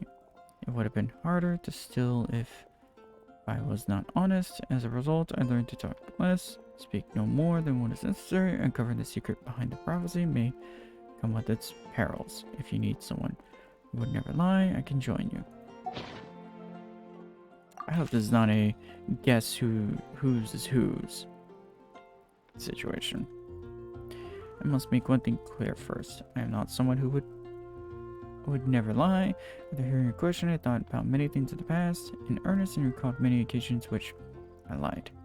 I often make up excuses to avoid choir process. I also tell white lies too, sometimes to make myself happy and other times to allow myself to give up on some struggles. The nicest lie I've ever came up with is the one I told Farco, that I didn't want to stay in Mondstadt. Farco responded with another lie that his advice to me was, your current abilities are not suited to life beyond Mondstadt's borders. It can't be the answer to this question, but I suggest that you consider that never lying actually means. Does it mean to never deceive or to never lie with ill intent? It's a pity I'm not the one you're looking for, but I believe that someone who meets the requirements will turn up. Good luck. Oh, I'm wondering if this is getting to the point where then it eventually just reveals who it is. It's much better than the ones I wrote. It's my teacher Lisa to write this letter. It's much better than the ones I wrote. Many thanks. I don't lie. I trust you. Come to me when you need me. I'll always be there for you. Razor. And now the last one. Legends were created by humans. In that sense, no legend endures forever. All stories must end in regret someday. And as long as a good story lives in people's hearts, it does in some way live on forever. That's the conclusion I've come to after years of reading anyway. Best of luck, little cuties. Lisa. Mom writes travel guides, but she did have friends who wrote their fairy tales, so please heard that a story its author spends their whole life writing will always be a good one. Glee. That structure got me. I think a legend that never ends should be a story filled with hopes and dreams. It works like a baton that's passed on from one person to the next, offering something meaningful to everyone that it touches. It was once greatly encouraged by such stories, so I think I'll be going with this answer. Kale.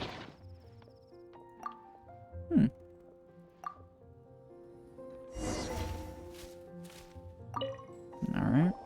Let me quickly summarize what we found out about a flower that is not of this world. Oh. Tainari believes that on closer examination it might be logically paradoxal, while Albedo says that his answer would be better discussed at length in person. As for my answer, I think a clock in the shape of a flower would constitute one that is not of this world. Here's what we've gathered regarding a guide who will never get lost. Mona said that she'd like to join us in uncovering the secret behind the prophecy, while Bennett suggests Fischl, Mona, or the Traveler as potential candidates. Mika didn't submit much, but he did draw a vegetation map for Master Tainari and wrote up a dragon spotting calendar for Sino. Actually, wait, are there Amber also dragons wrote here in. on Mondstadt? She said that she sees herself as nobody's guide, but everybody's friend. As for one who would never lie, Rosaria removed herself from consideration, but both Razor and Sino were willing to support us in our search.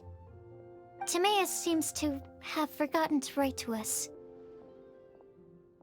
I thought there was someone And missing. finally, this is what we've gathered on a legend that never ends. Klee said that her mom has a number of friends who like to write storybooks. Misa believes that legends live forever in people's hearts. I think that for a legend to be never-ending, it has to be filled with hopes and dreams, and actively passed from one person to the next.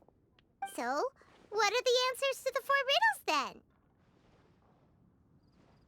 You're really smart, Paimon. I bet you can figure it all out in no time.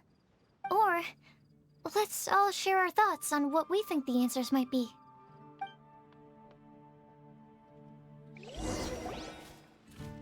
Wait! Wait for me!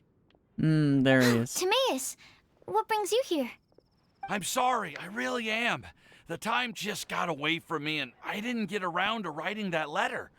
However, I'm happy to announce that I think I can be the one who would never lie. Huh? This is kind of sudden. Not that we don't trust you, Timaeus, but, could you elaborate a little after you catch your breath? Of course, of course.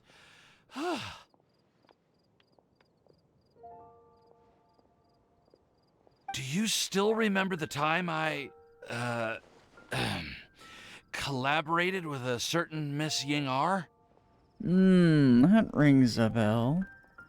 Well, basically, she helped me out a lot with my research into potion making once, and, well, we've stayed in touch through letters ever since. Wait, so Ying-ar is the girl from Liyue that Sucrose mentioned earlier? We always assumed you were hard at work every time we saw you at the crafting bench. So you've just been writing letters to Ying-ar the whole time? No, I mean, not all the time. I've done some work too. And anyway, our correspondence covers a lot of serious topics, like perfumes, potions, alchemy. Why am I not Anyway, surprised? a few months ago, I made a vow to the heavens that I will be true to myself and never utter an insincere word until the day that I've managed to win Miss Ying-ar's heart. So, at Star Snatch Cliff, you were picking Cecilia's as a gift for Ying-ar? Well, that's right. The Cecilia flower is said to represent a once wayward heart, transformed by the power of love. I couldn't think of a better flower to give than that. I know full well that Miss Ying-ar is far more knowledgeable than I in both the ways of the world and the ways of our craft, but I thought I should make the effort for once and put myself out there. Which brings me to the subject of the last few days and the Windblume Festival. I thought it was time for me to invite Miss Ying-ar to Mondstadt. But yesterday, Albedo told me that Sucrose has been working hard to help another girl achieve her dream. Huh? And when I went to take a look at our roster, I saw that she'd done my remaining work for me. I feel incredibly guilty. I've been spending all of my time in my own fantasy world while everyone else has been bending over backwards to help other people. How could I ever hope to be worthy of Miss Ying-ar's love if I'm so selfish? Oh, Timaeus. And that's why I've decided to join you. But then what about Ying-ar? Yeah, haven't you been planning this for over a month now? You said you were gonna invite her to Mondstadt. Well, yes, I did mention in my letters that I'd like her to visit, which is why I just sent her another gift with my hand-picked Windblooms, along with a handwritten letter. I explained that a matter of great importance has presented itself to which I must devote my full attention for the time being. As soon as it's resolved, I'll make haste to Liyue to pick her up in person. I made sure to package the gift and letter with the greatest care. All I can do now is hope that she'll understand. Point being, please know that I sincerely want to support you in this endeavor. Plus, I think I'm an honest person. As far as I recall, I don't think I've told a single lie in my life. Well, you certainly convinced Paimon with that speech. Don't worry, Timaeus.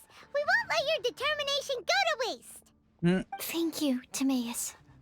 Thank you, Interesting. everyone. I promise to do everything I can to help. Okay, so it looks like we found our one who would never lie. Great! Let's keep it up. On to the other three.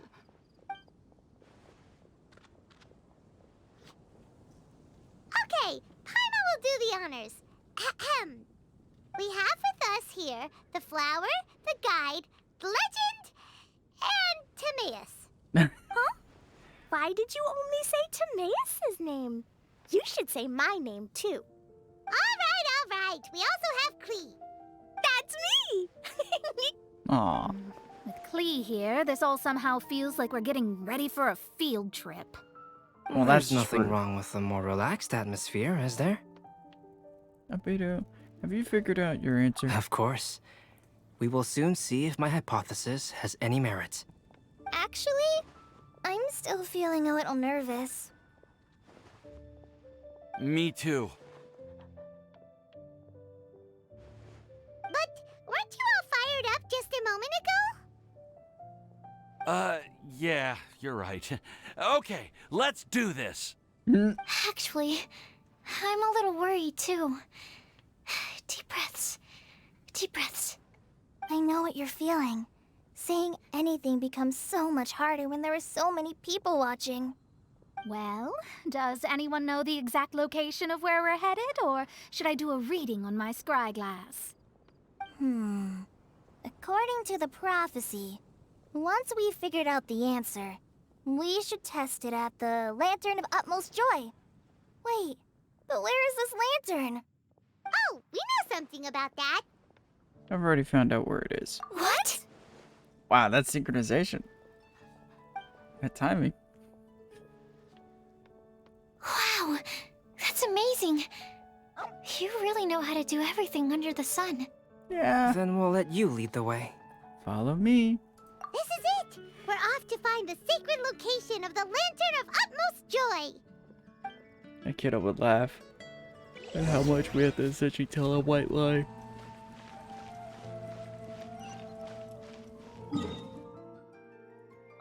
Jesus.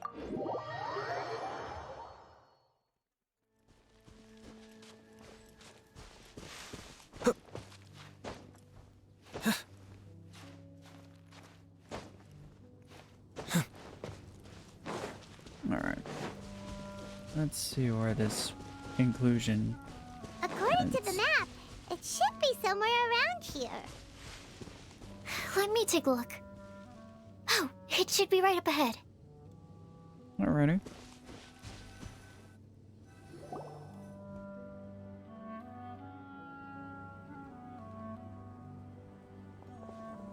Aww. I don't see any lanterns here. Now that I think about it, the prophecy didn't say anything about what the Lantern of Utmost Joy actually looks like, right? Maybe we've overlooked something?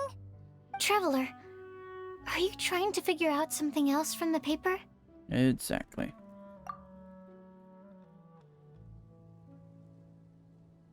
Paimon's reading too. Huh? It says to look up. But there's nothing above us. The wind didn't trick us, did it?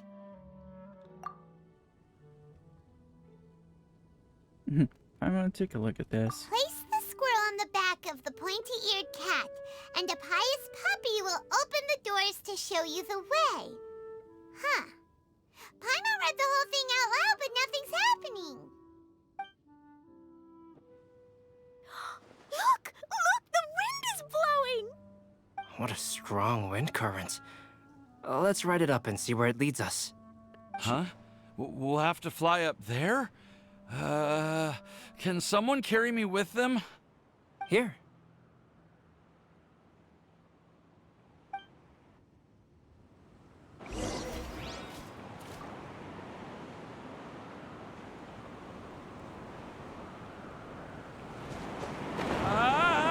This is the first time I've ever flown like this! Yeah, I'm not surprised about this floating island.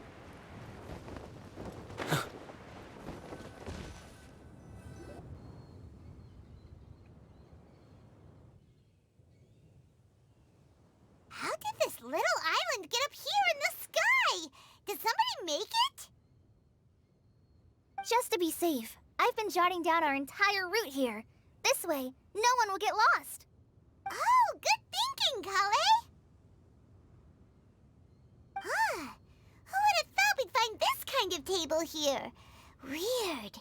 It's almost as if someone was holding a tea party.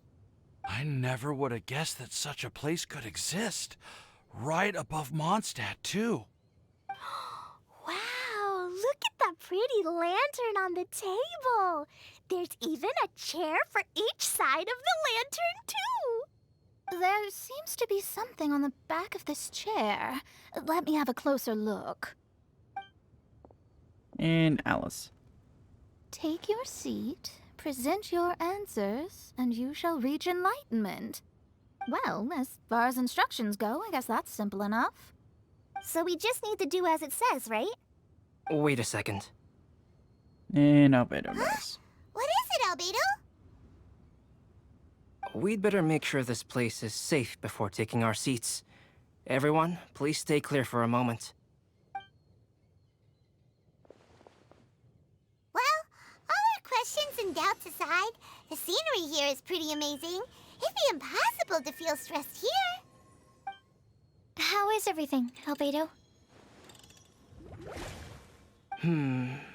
Everything seems to be fine. I didn't find any traps or suspicious mechanisms, but I also couldn't find any overt destructive devices. Huh? What do you mean? Well, it seems that wrong answers won't have any catastrophic consequences. Looks like we'll have to sit on these chairs and fulfill the prophecy. Everyone, I would like to suggest that we try some risky answers on our first attempt. Let's reserve our most confident answers for the second round. That sounds kind of smart, but why? Ah, I get what he means. If we do as he says, then we may be able to figure out how the puzzle works. I see. That makes a lot of sense. Mona, is there something wrong?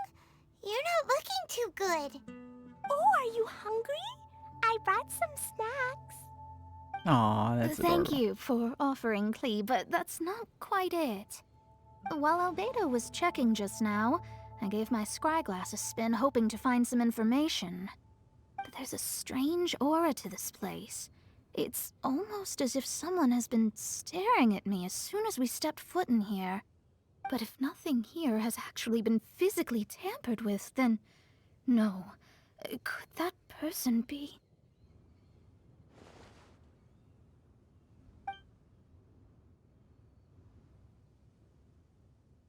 What do you mean, Mona? Who could it be? Never mind. It's not like I've got any proof. Don't leave us on the edge like this, Mona. I'll just do what Albedo said. Yes, let's test the hypothesis together, Klee. Come on, join us, Mona. Oh, all right. Okay, then I'll answer the first question. If someone were to ask me to find a flower that is not of this world... You can do it, Sucrose.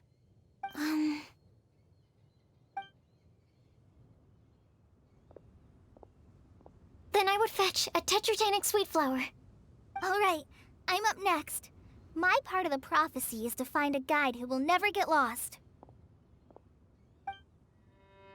Kale, I hope you found your answer. My answer is that I will be that guide. For a long time, I have been guided by others. It's taken me a while, but I finally made it to where I am today. Although I still haven't made a name for myself, and I'm still quite immature, I would still like to put my name forward. Because I would like to become a guide that can help others. I want to help others the same way Amber, Master Tainari, Sino, and everyone else helped me. Now it's my turn to pass on the gift that I've been given. All right. It's up to me to answer the third part. I'll submit myself as one who would never lie. Although I've never really had any other virtues or talents, I'm confident that I've always been an honest person.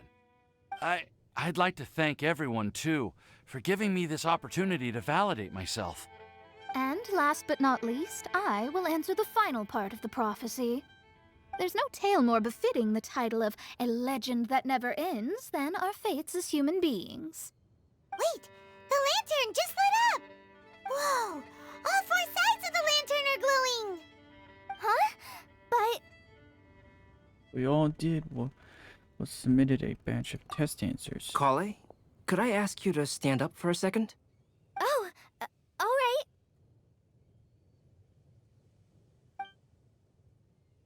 Huh? What's going on? Why is it lighting up regardless of who's sitting in the chair?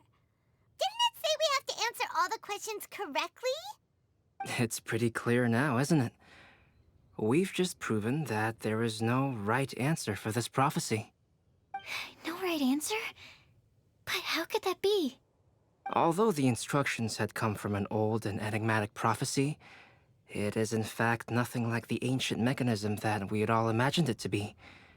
I believe the lantern only serves as a simple signal.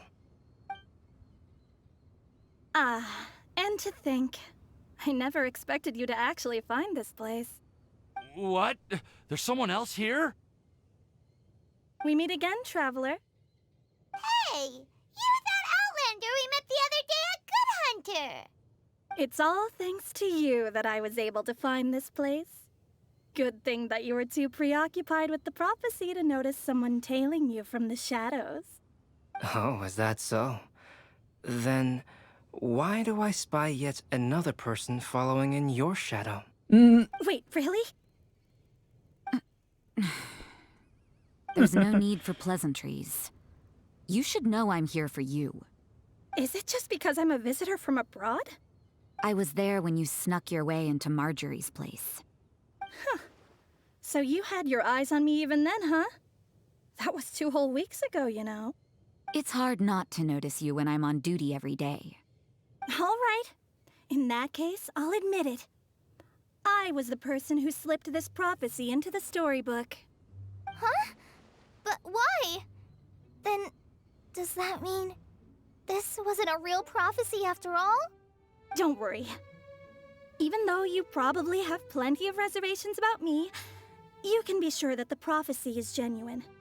In fact, many of you here today may have heard the code name of the one who left the prophecy to me. She hailed from an ancient assembly of powerful women, each of whom used a single letter to signify themselves. Who would have guessed? It seems that power was indeed left behind by the old hag after all. Ah, so you're B's student. It's an honor to meet you. I am Scarlet, the successor of Jay. Well, what are you talking about? It's a long story, but I'm not quite sure that I'm the best person to tell it. Since you've all spent so much time and energy trying to decipher this prophecy, you must also be very interested in the secret behind this lantern, no? The lantern has already been lit. Now then, please allow me to disturb your happy peace. Huh. Why did this little thing just light up? How strange. Hello? On the other side of the lantern. Can you hear me over there? Mom? Oh, I hear many youthful voices. Madam, I am Scarlet, the successor of Jay. Oh, since we've last gathered, Jay's successor has already become so reckless and bold. Unbelievable. Wait. Why are you talking just like the old hag? Old hag? Who would dare say that? Is that Mona? Who are you? Who dares imitate my master? And what of imitation and mimicry? It has always been a fool's errand to mimic and learn from humanity. Aunt Alice, I'm here too. Mom, why are you trying to talk like other people? So I see everyone's here. Well then, my warmest greetings, everyone. Miss Alice, why would you... Well, it's been many years since this lantern last lit up. You can't blame me for thinking that one of the old friends from my youth may have decided to catch up again. Why she sounds so coy all of a sudden? And if I recall correctly, we left this lantern in the care of the Animo Archon Barbados. You must be commended for uncovering an artifact entrusted to the god of wind himself. Tell me, are you sitting around my beloved tea party table? It's a really long table. Oh, so you are. I suppose this means even the Animo Archon has granted you entry to this place. Was all of this Scarlet's doing? Wait. Paimon's completely lost now. So what was this assembly you were talking about earlier? Oh, Miss Alice, would it be all right to leave the explanation of that to you? Well, you should be rewarded for making it all the way up here and activating the lantern. Now then, let me tell you a long and ancient story. Ever heard of the Hexenzirkel? As the spooky name suggests, it's a secret society. Once upon a time, it even challenged the Animo Archon himself. But he replied, "Let us make music, not war, and resolve our conflicts through song." From then on, the mages would only ever convene in the woods, in the skies, or on the edges of cliffs. At these tea parties, they discussed their stories and secrets and resolved their differences, as the tea and cakes bore witness to their pledge never to fight amongst themselves. Yesterday, I snuffed out the life of my beloved. He had grown old and was extremely sick. He loved me dearly, so I took his fate in my hands and ended his pain. I'm raising a son. Of all the children I had, he's the only one left. But I suppose that still makes me a mother. My lifespan is nothing compared to yours, so I wish to leave you with my storybook. Actually, maybe you can pass it on to your children one day. Oh, this looks interesting. Let me scry. My dear sisters, we mustn't let prophecies threaten our bonds of friendship. Even the most frightening witch was once a little girl, and growing up can be so tough. Sometimes we all need to vent our troubles to the wind. Even if the nations go to war, or the sky falls down, the mages' tea parties shall forever be held around this table.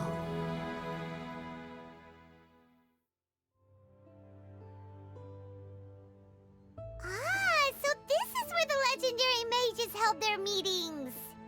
That's right. We often met here to chat and have tea. Then what about the part saying that if we light the lantern of utmost joy, we'd receive a supreme blessing? About that. I never expected anyone other than Jay to actually read the full contents of that prophecy. It's a little embarrassing. The truth is, that prophecy was actually just a letter that we sent to Jay as a group the day before her wedding. So it was indeed written by all of you. I must thank you for resisting the urge to immediately reveal the truth to everybody, Albedo. Knowing you, you probably figured out everything the moment you laid eyes on the message. No, it took me a little longer than that. A flower that is not of this world, a guide who will never get lost, one who would never lie, and a legend that never ends. These 4 descriptions signify 4 individual mages. When a member of the organization had to leave the group to spend the rest of her days with her beloved, the other mages would write down this prophecy and send it to her to invite her for a final get-together. A flower that is not of this world signifies, of course, flowers that do not naturally exist in this world. This is the signature of our full name, Rhindaughter, also known as Gold. If there's anyone in this world who could create a flower species that does not yet exist, it would be her. The guide who will never get lost is N, otherwise known as Nicole. You may not have encountered her yet, but she is a truly extraordinary woman who has made this world's direction and order her subject of study. Some of you may be fortunate enough to have already heard her voice. Like a prophetess, she will only speak to guide people toward the truth when a change has occurred in the world. She has a tendency to suddenly speak in someone's mind without any warning. If one day you would be unfortunate enough to run into a truly dangerous situation, she may use her voice to guide the way forward for you. Who would have guessed that there are so many mysterious women in this world and that they would all know each other? The one who would never lie is me. I hope no one would take offense. It's just that I, Alice, or A for short, have always had a soft spot for those with sincerity and candor. As for a legend that never ends, you may not know M in person, but you've likely encountered one of her works. Have any of you ever read The Boar Princess? Huh? I'm pretty sure every child in Mondstadt has read that book. It's also one of my favorite stories. M was an exceptional human writer who used her prose to teach me the meaning of grief. Don't you think such a person would deserve a seat at the mage's table? Paimon's getting more and more lost. It may sound hard to believe, but I can attest to everything that Alice has said. Jay was also a mortal who aged and passed on, leaving her title to her students and followers. Alice, you've never acknowledged any of Jay's successors. It's now been centuries since the first of us took on her mantle. I've always wanted to meet you. Do you also want to become a mage? Title aside, I think I'm more interested in the meaning and purpose of the Hexen Circle. I used to think that the Hexen Circle was a group of women who could control the very fate of this world. But now, I've seen for myself that besides Jay, many other ordinary people were also among you. Do you think less of us now? No, not at all. My interest has been piqued, and I'm now even more drawn towards the idea of becoming a mage. You're right. I've never acknowledged any of Jay's successors, but you are different. You are much more fascinating than any of your predecessors. Oh, has someone finally piqued Aunt Alice's interest? Now is not a good time, Scarlet, but as soon as I am able, I will seek you out for a meeting. I want you to tell me all about Jay's married life back in her hometown. So the mage who received the prophecy letter from all of you was Jay? She left the Hexen Circle after getting married? Precisely. There was only one way the letter could have been interpreted. She would have known what we meant as soon as she saw the message. We were just asking one thing of her. Please come to see us again. Before you go and settle forever with your happiness, please come share some of it with your best friends and sisters. So, the Supreme Blessing actually meant... All journeys are fleeting and will eventually come to an end. What will give us the most fulfillment and happiness in the end are those who will greet us at our journey's destination. Dear child, I believe you can also understand what I am talking about. We women will always have many troubles and encounter pains and frustrations that will keep us up at night. But no matter how hard things may become, we will cross mountains and oceans to see our best friends again, regardless of how many years have passed or how far the distance may be. As long as we can be with our beloved friends, our hearts will be filled with joy. To us mages, that's what being supremely blessed is all about. Oh. I still don't get it, but I do know that all the mages are Mom's best friends. If you ask how I see it, the Hexen Circle is just a group of ladies that I spent my youth with. Anyway, I'll introduce some of the other members to you all later. I still have a few things to attend to, so this will have to do for today. Bye, Mom. Todoko says bye, too. Goodbye, darling, and farewell to all of our other friends as well. I'm sure we'll see each other again. Oh, now that I think of it, isn't it getting close to that time of year? Yes, it's Windblume again, Alice. It's also a special anniversary date. I'm sure you still remember. Yes, I do remember now. It was on this day, many, many years ago, that Jay tied the knot. Ah, just in time for the Festival of Love and Freedom. Everyone, please enjoy this year's Windblume Festival to the fullest.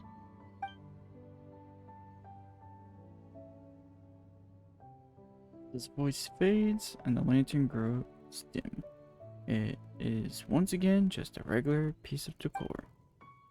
For a moment, everyone looks lost in thought, but soon chatter begins to fill the space again. Before long, everyone spreads their gliders to return to Mondstadt. Whoa! Ah! Albedo! Why didn't you tell me we'd have to glide all the way back down? What would you think not thinking that response, buddy?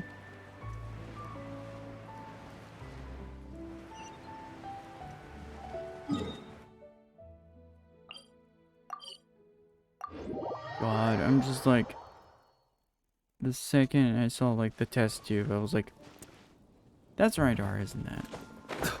Nice to finally connect her with this now. Or create a connection finally. And he's gonna throw up. Are you okay, Timaeus?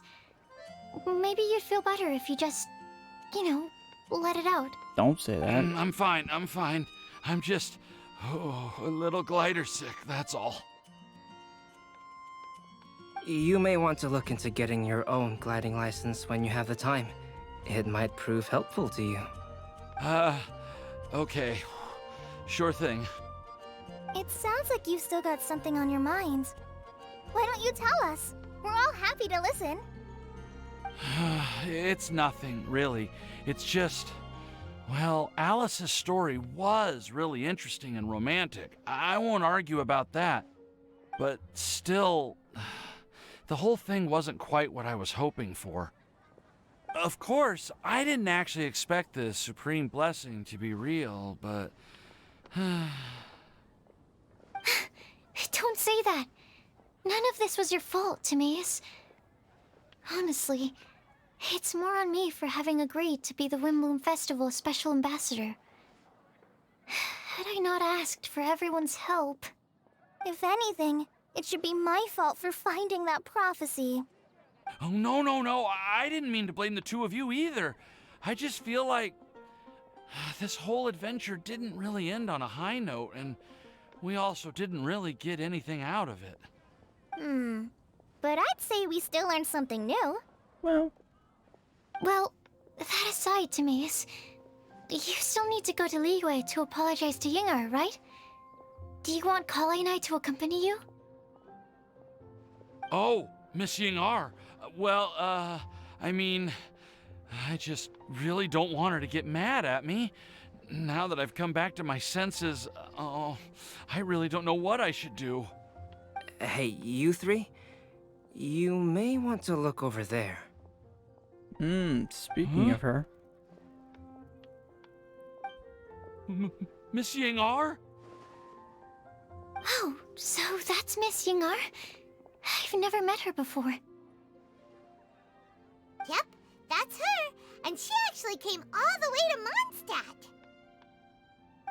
I am so sorry, Miss Yingar. But how did you... I mean... Are you so happy just to see me? Of course I am. I'm so happy that, I don't, sorry, I don't know what to say. I was ready to give you a harsh scolding, but now that I've seen you like this, I suppose I could let you off the hook this time. You said you couldn't come to pick me up because of a very important matter, right? Well then, of course I had to come and find you instead. Should we go see how they're doing? Oh, I wouldn't. You'll get hit by a forest boar if you interrupt a couple's romantic conversation. Oh, really? We'll just leave them alone then. quite happy. Maybe that's what Windblume's all about. Adventure. I am so glad to see Timaeus find his happiness. Aww. I have to say, I'm even more envious of you, Sucrose. You can be happy just to see others happy, and you gave me so much help without any expectations in return. Even though you said that we're very much alike, I still feel like you have a much bigger heart than I do. But if you say that, then I'd say I'm also nowhere near as brave or tenacious as you. I guess we have the same amount of positive qualities. They're just spread over different parts of our personalities. I've never visited Sumeru, or made many friends from outside of Mondstadt. I'm happy just to have met and become your friend. Maybe I'll get shy and flustered when I meet other people I don't know in the future. But that's okay too. Since we are so alike, you probably get what I'm trying to say. You just need to believe that all of your issues aren't really issues at all. But isn't it too late now for me to learn to accept myself? Well... Do you know anything about the blooming cycles of Cecilius? I may have read about that in a book before. That's a topic that my parents used to talk about back when they were still dating. Surprising, right? To think that people would talk about that while on a date. My mom brought it up at dinner one time last month. She called my dad the most boring man she knew, and said that he even turned up late to a date once, all with a smile on her face. But she also said that learning is just another part of life. It's never too late to start something, as long as you recognize that it's something good for you to do. Why don't you give it a try, Kale? Okay, I'll try my best. They're really having a great conversation. Paimon can't even find a moment to join in. Oh, it isn't great that they're getting along so well. I nearly forgot. This is for you. This texture. Are these seeds? Yep. I believe I mentioned my sweet flower research to you before. These are the seeds of the sweet flower cultivars that I've worked on. It's nothing too special, but they're the best cultivars that I've made. So, I really hope that you'll like them. They're super sweet and easy to grow and keep. I'm also submitting them as my Windblooms for this year. I wish that the Animo Archon could also see how lovely they are. Thank you. I'll plant them in the Avidia forest and take good care of them. Kale, please take these notes with you. I've heard that you've been working hard on your studies, so I've prepared some study materials for you at Sucrose's request. Feel free to look through them whenever you can find the time. Mondstadt's doors will always remain open to you. Thank you so much. Really, I don't know what to say. I'm just really happy. Ah, Sucrose, now's your chance. Didn't you want to collect a breath of joy? That is the most out of context thing You're you right. could have said. I almost forgot. Kale, can you exhale once into this test tube? I will save this breath of joy and use it in my research. Oh, really? May I? Of course.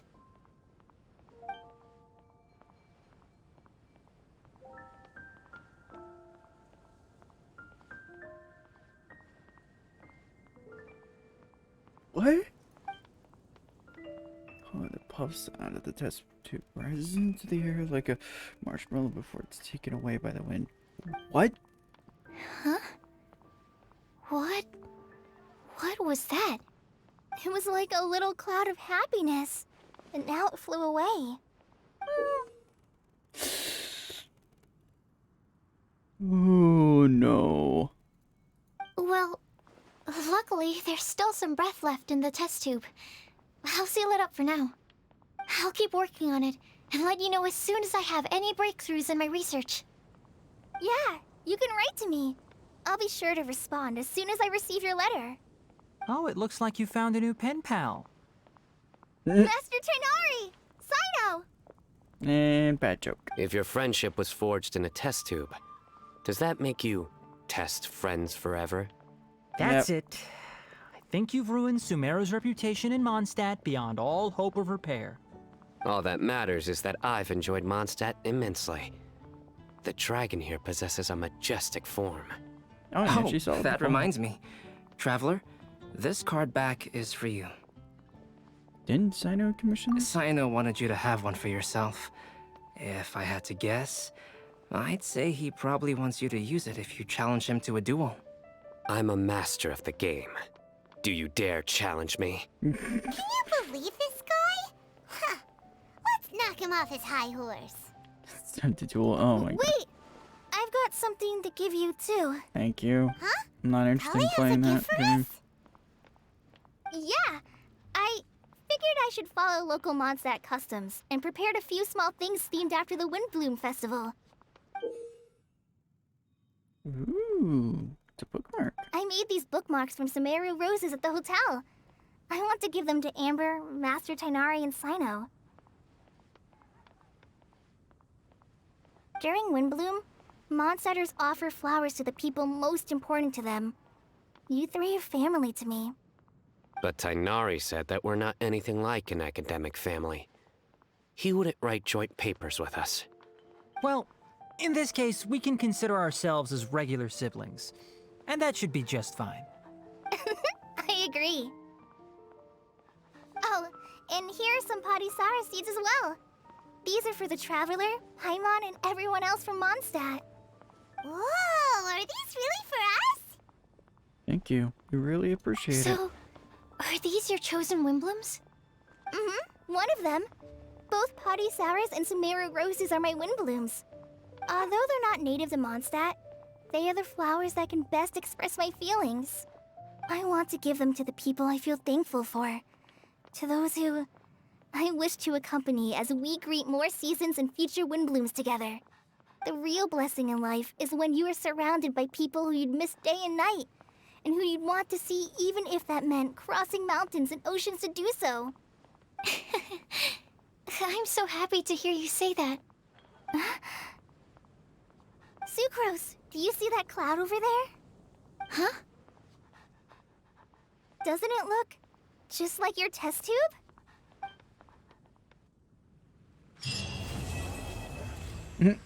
Honestly, appropriate ending.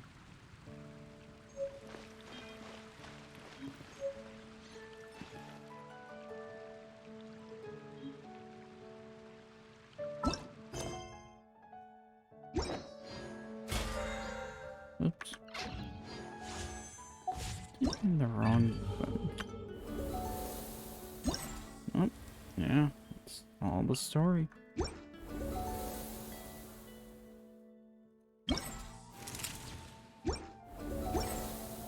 Nope. Either way. That was very fun. But I feel like Windblume, they always step it up. Like the frickin' Lantern Rite Fest. They always step these up one by one. And honestly, I appreciate they finally revealed details like gold being associated with, or Rindar being associated with the Hexen Circle. Like, I love that detail now. Like, now that makes more sense why Alice essentially adopted Albedo into her family. Like, now that makes more sense. Now it connects it. It connects everything and why Alice knows Rindar. Either way, hope y'all enjoyed, and see y'all next time. Hopefully, with actually relevant content next time. Whatever. Anyway, hope you all enjoyed. Like the video, hit the bell. You know what to do. The normal, typical YouTube spiel. Gonna save you time. Just do it. Anyway, see you next time. Bye.